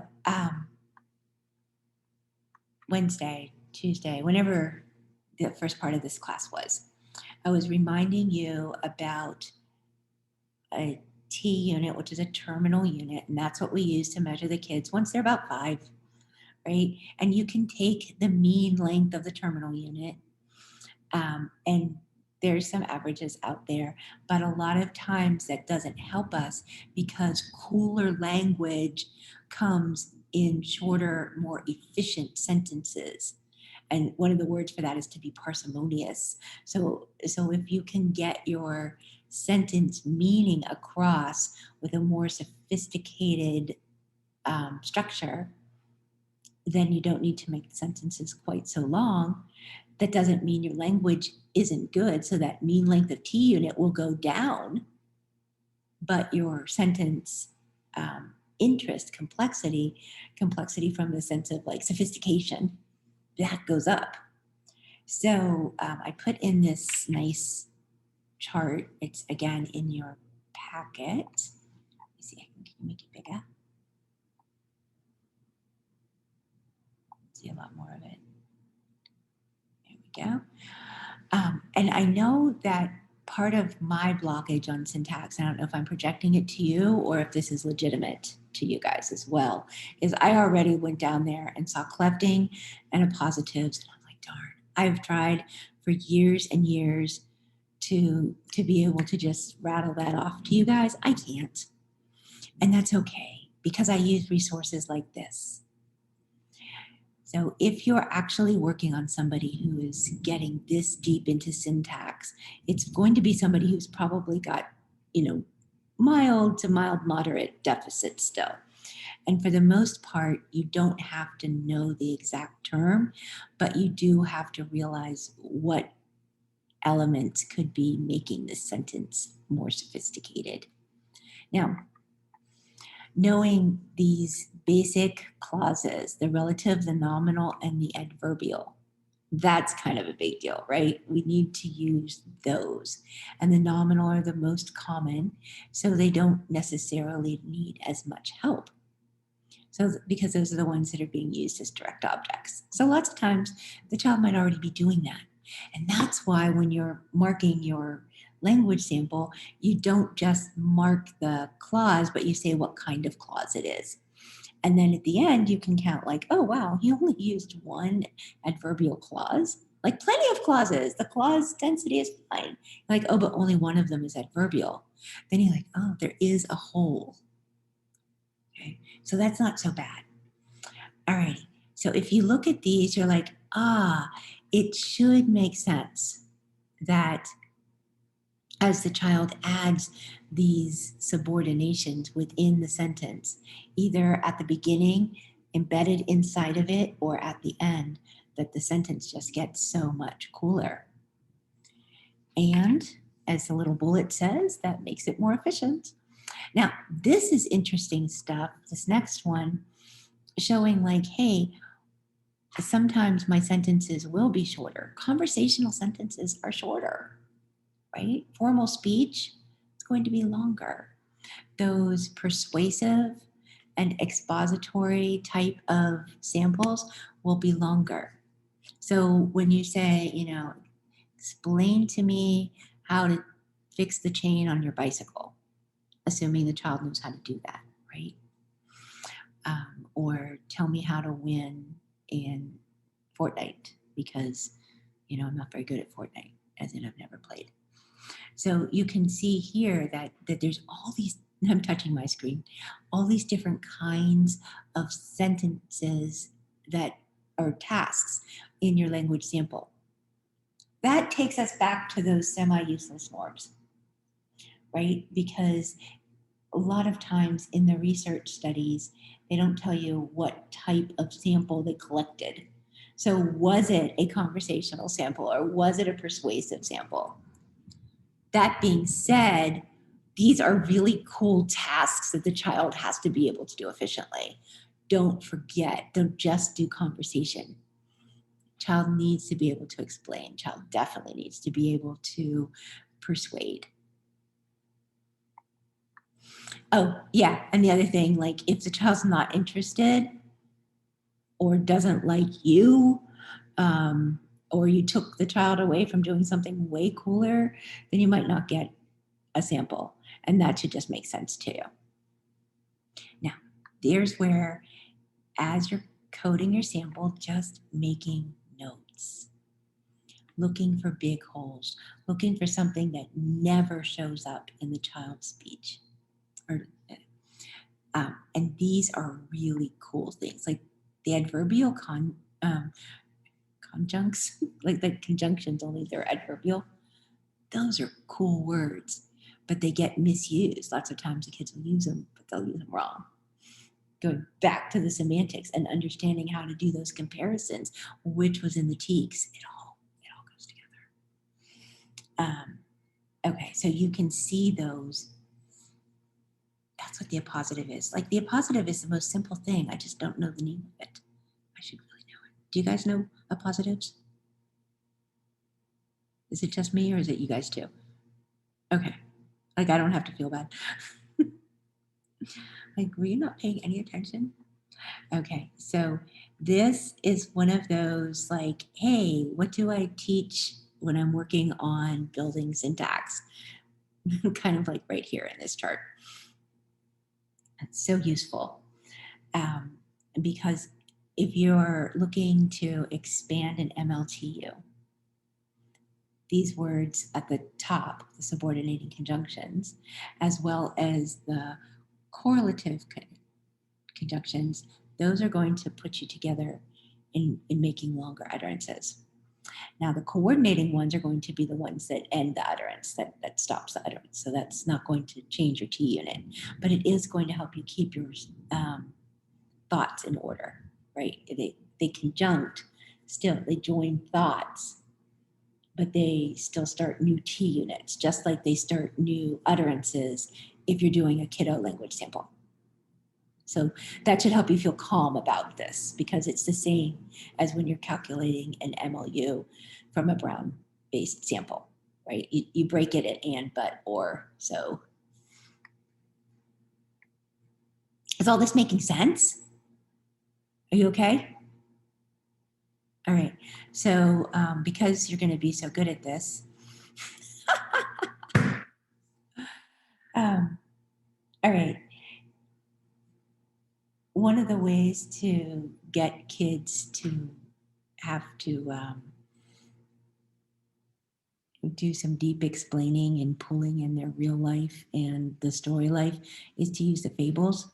And I believe I mentioned the fables in the big class. I should move you guys because I'm looking at you in a funny place. So I believe I put the fables, I think I talked about that in the big class and I don't know if it stuck or not, but it's a really cool and evidence-based way to get a really good sample. And the client has to dig deep because it's not just figuring out two meanings, like the meaning of the story, that's the surface level, but also how it relates to people, because that's what a fable does, right? It tells us, it teaches us a lesson and then connecting it to a personal life. So this is a cool little fable. I'll let you read it real quick.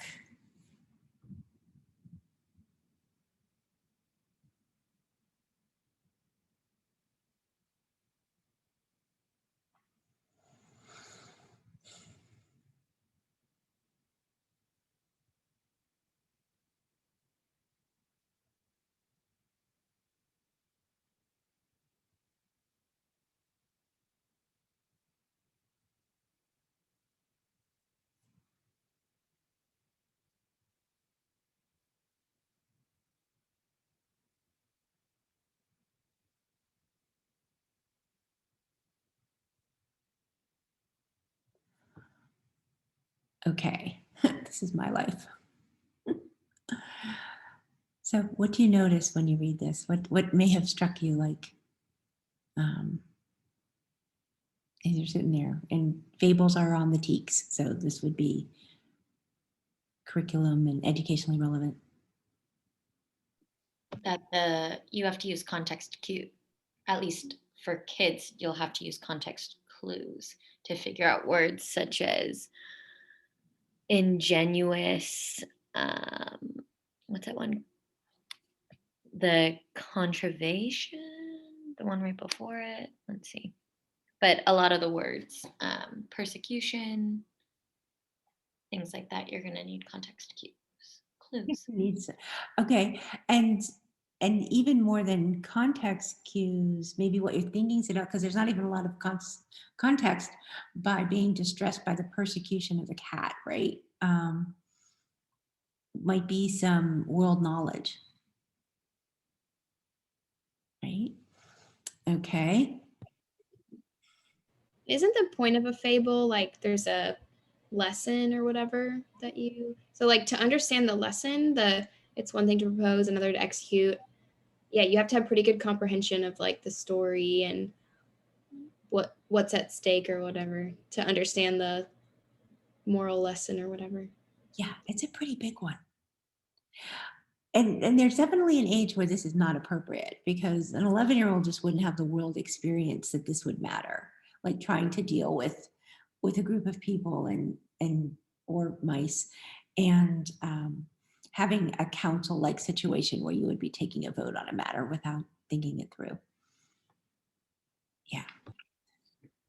I think some more elements to consider would be inferencing. Kind of, why does it matter that one of the mice would have to bell the cat?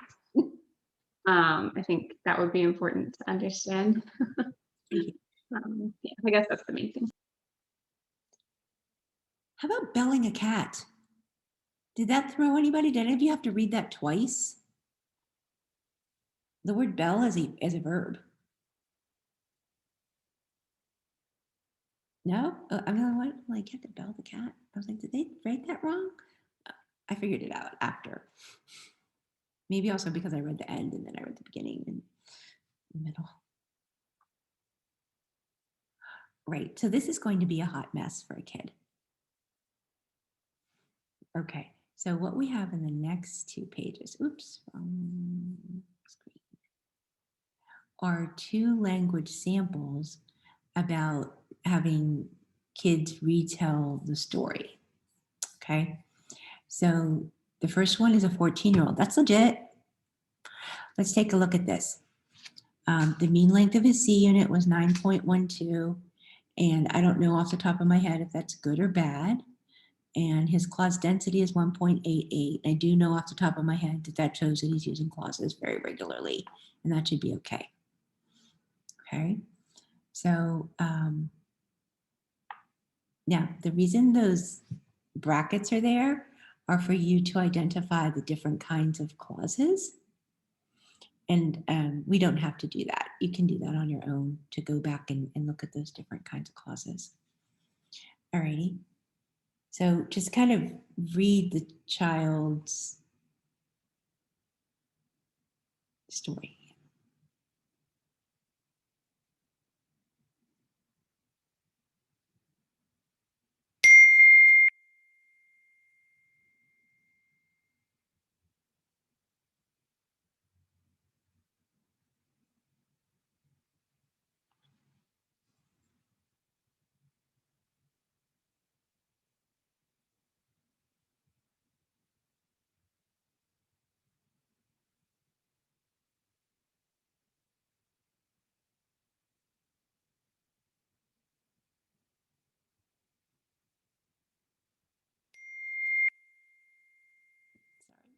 I'm going to be getting text messages, and if I mute them, I mute you.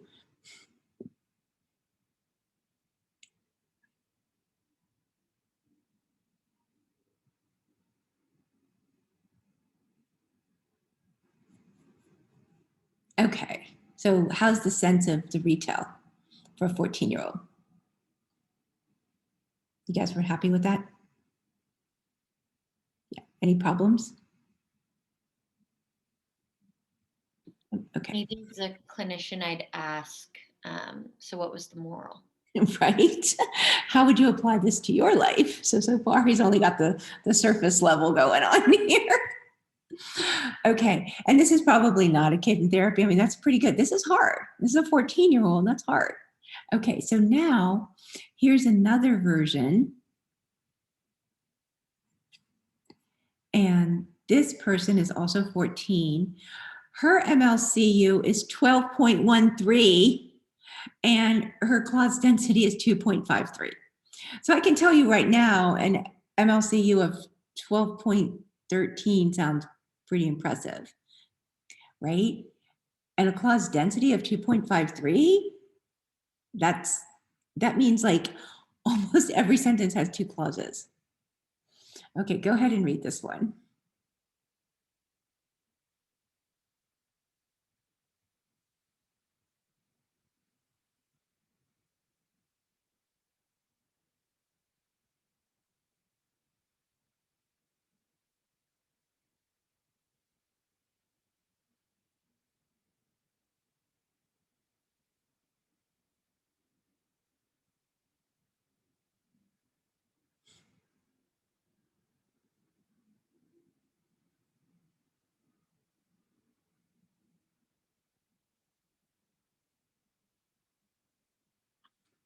And that is the end. Oh, I think it's the end.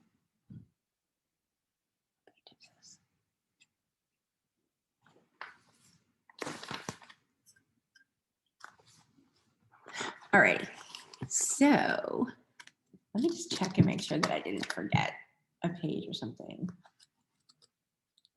It's in this book.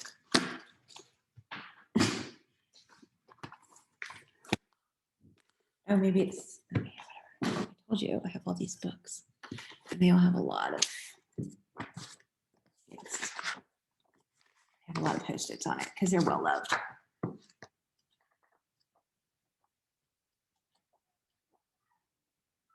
Mhm. There is a little bit more to the story. Okay, let me finish the story for you. Because I was like, this is a great plan. I was like, that's a funny place to end. Okay, sorry, I forgot this one. Okay, so it reads off like, and the rest of it is this. And only a genius could figure out a plan so simple that we would have overlooked. And he says, so now the question is, who's going to put the belt on the cat? So basically, things are easier said than done. So there we go. We got a nice summation at the end. All right, so what do you think about this one? How do you see a difference in the quality of the language, sentence structure, vocabulary?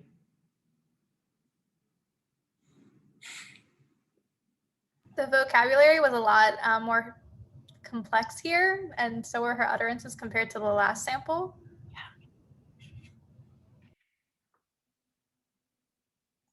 She has this one like killer utterance. And it's all one. That's where her subordination index went crazy, I think. Yeah, lots of like coordinating conjunctions like and, but those were the main, yeah, I guess complex, kind of the complexity. Until you get to whenever, which is pretty cool. Let's see.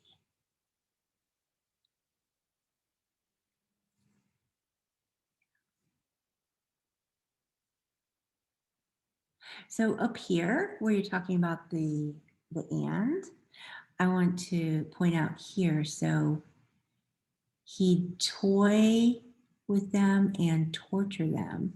So here, this and, is not starting a new utterance and or a new T unit because it's still only one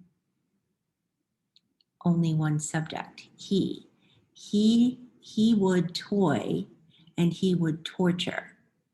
So this is a sophisticated structure because this girl used the he and didn't repeat it. So that's more parsimonious. If it would have said, and he would toy with them and he would torture them, that would be less efficient.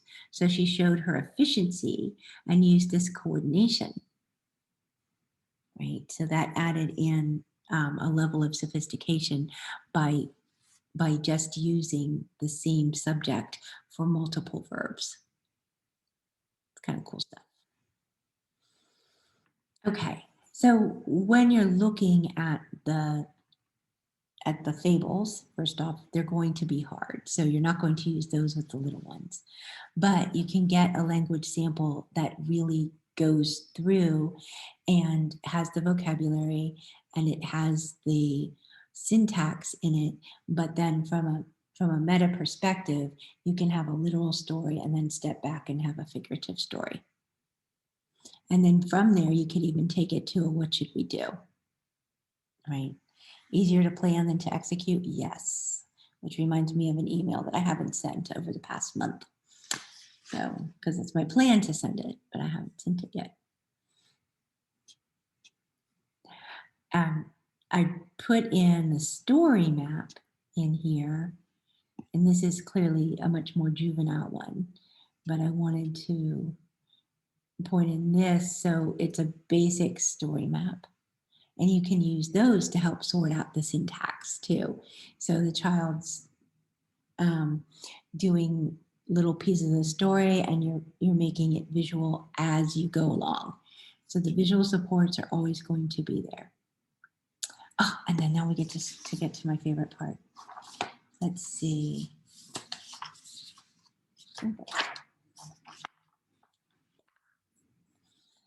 Okay, so with the syntax stuff that we left, oh, I think back up there it had the gerund, the participle, and the infinitive.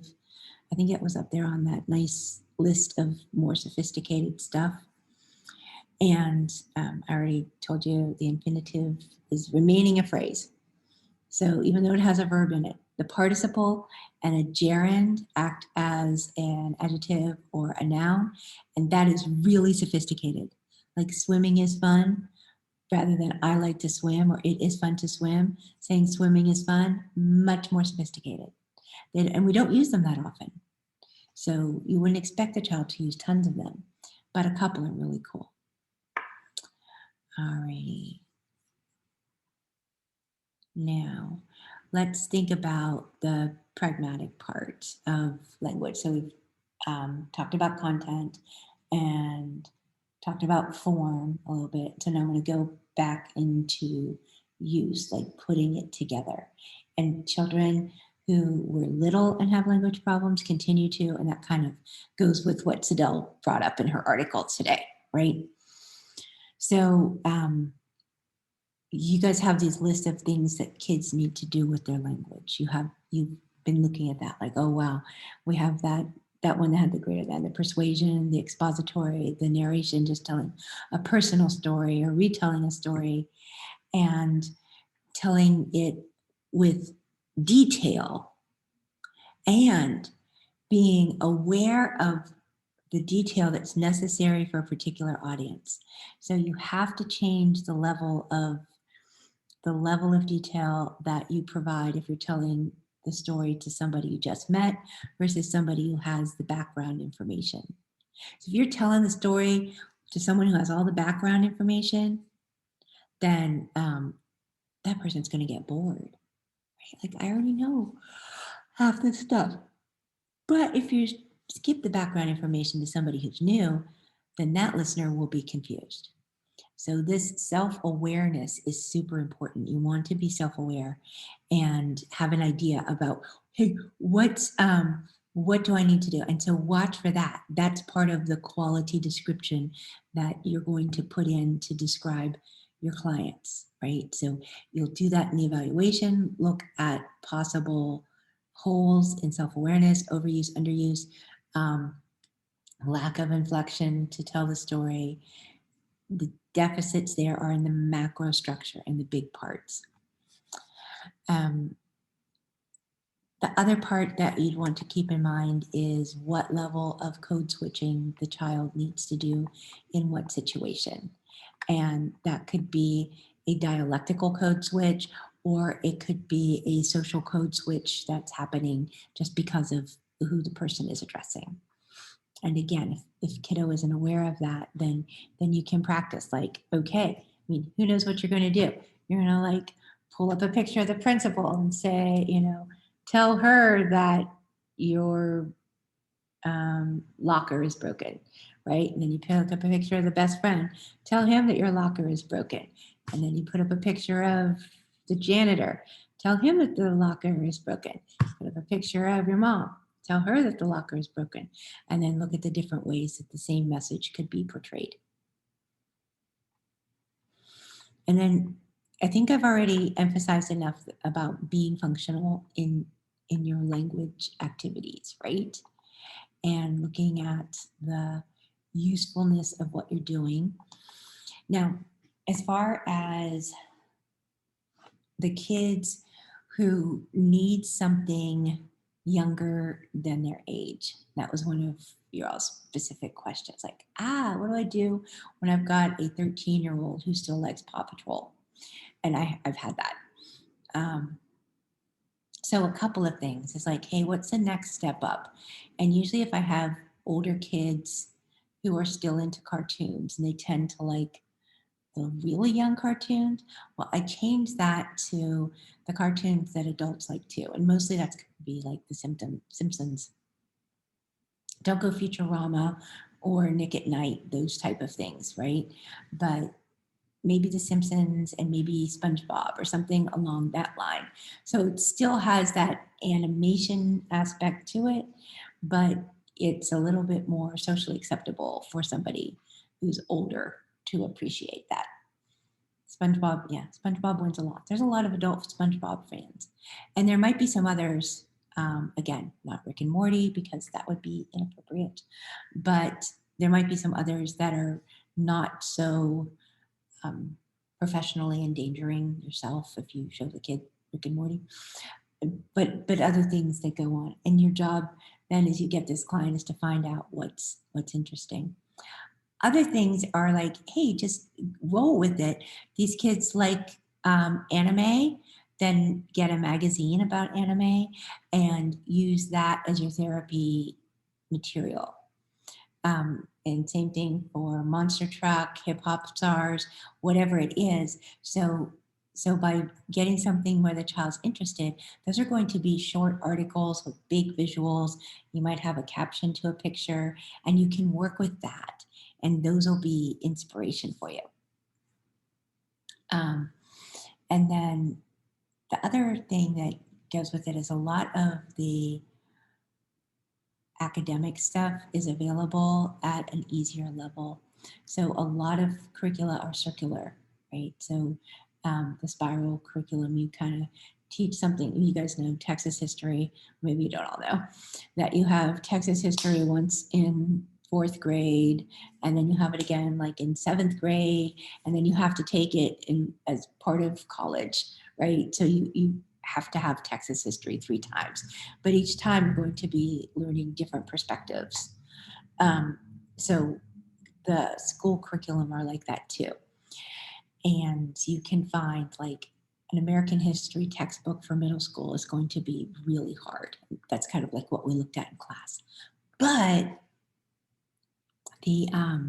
there's other versions of them that are shorter, and the summary notes and finding that information in other places. I think one of the other questions was like, hey, what do we do with groups that are functioning at different levels? And that's where the fun comes in. Look and see what each client's strength is and let them play off of each other.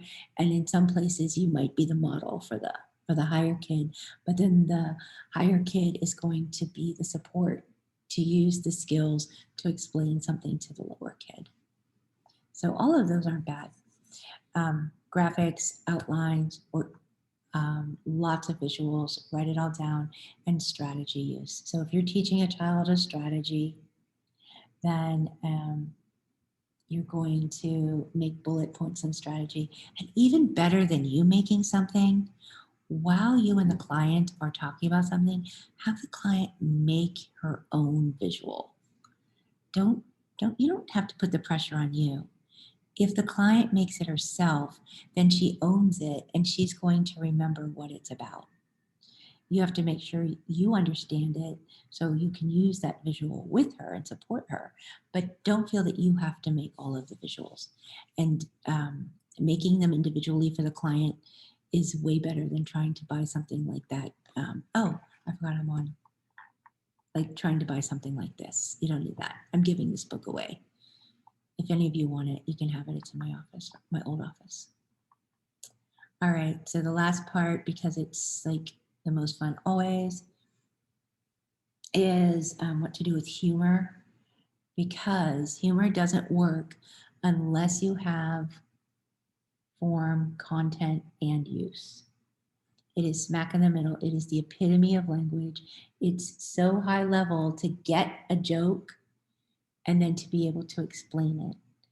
I always love it because people say, oh, comedians, they're like super funny and are super smart. Of course they're funny. That's what they do.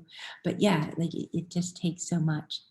So, it's part of culture, and our kids with language deficits are going to be taking our jokes and seeing them at very literal. So over here, when we have semantic jokes, tell me how long cows should be milked. They should be how long cows should be milked, and then versus how long cows should be milked. And so the difference is how you hear it in your ear, like that little subtle difference in pronunciation, versus as a long cow versus how long. And then you're like, ha ha ha, that's funny. And I explain jokes to kids. It's sort of like a mental derailment, like you're going down a path like this, and then your brain has to take a quick left turn in order to figure it out. And so our brains get surprised. And that's super fun. But as you see, there's different types of jokes. And working through humor with jokes that have linguistic ambiguity, that's really fun.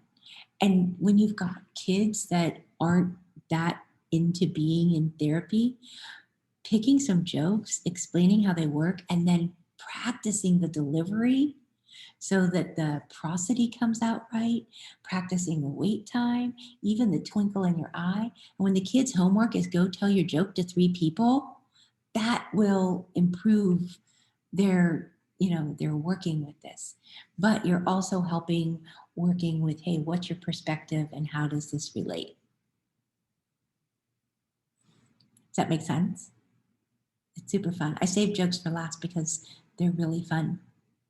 And if we had more time, I'd make you guys go find jokes and figure out what kind they are.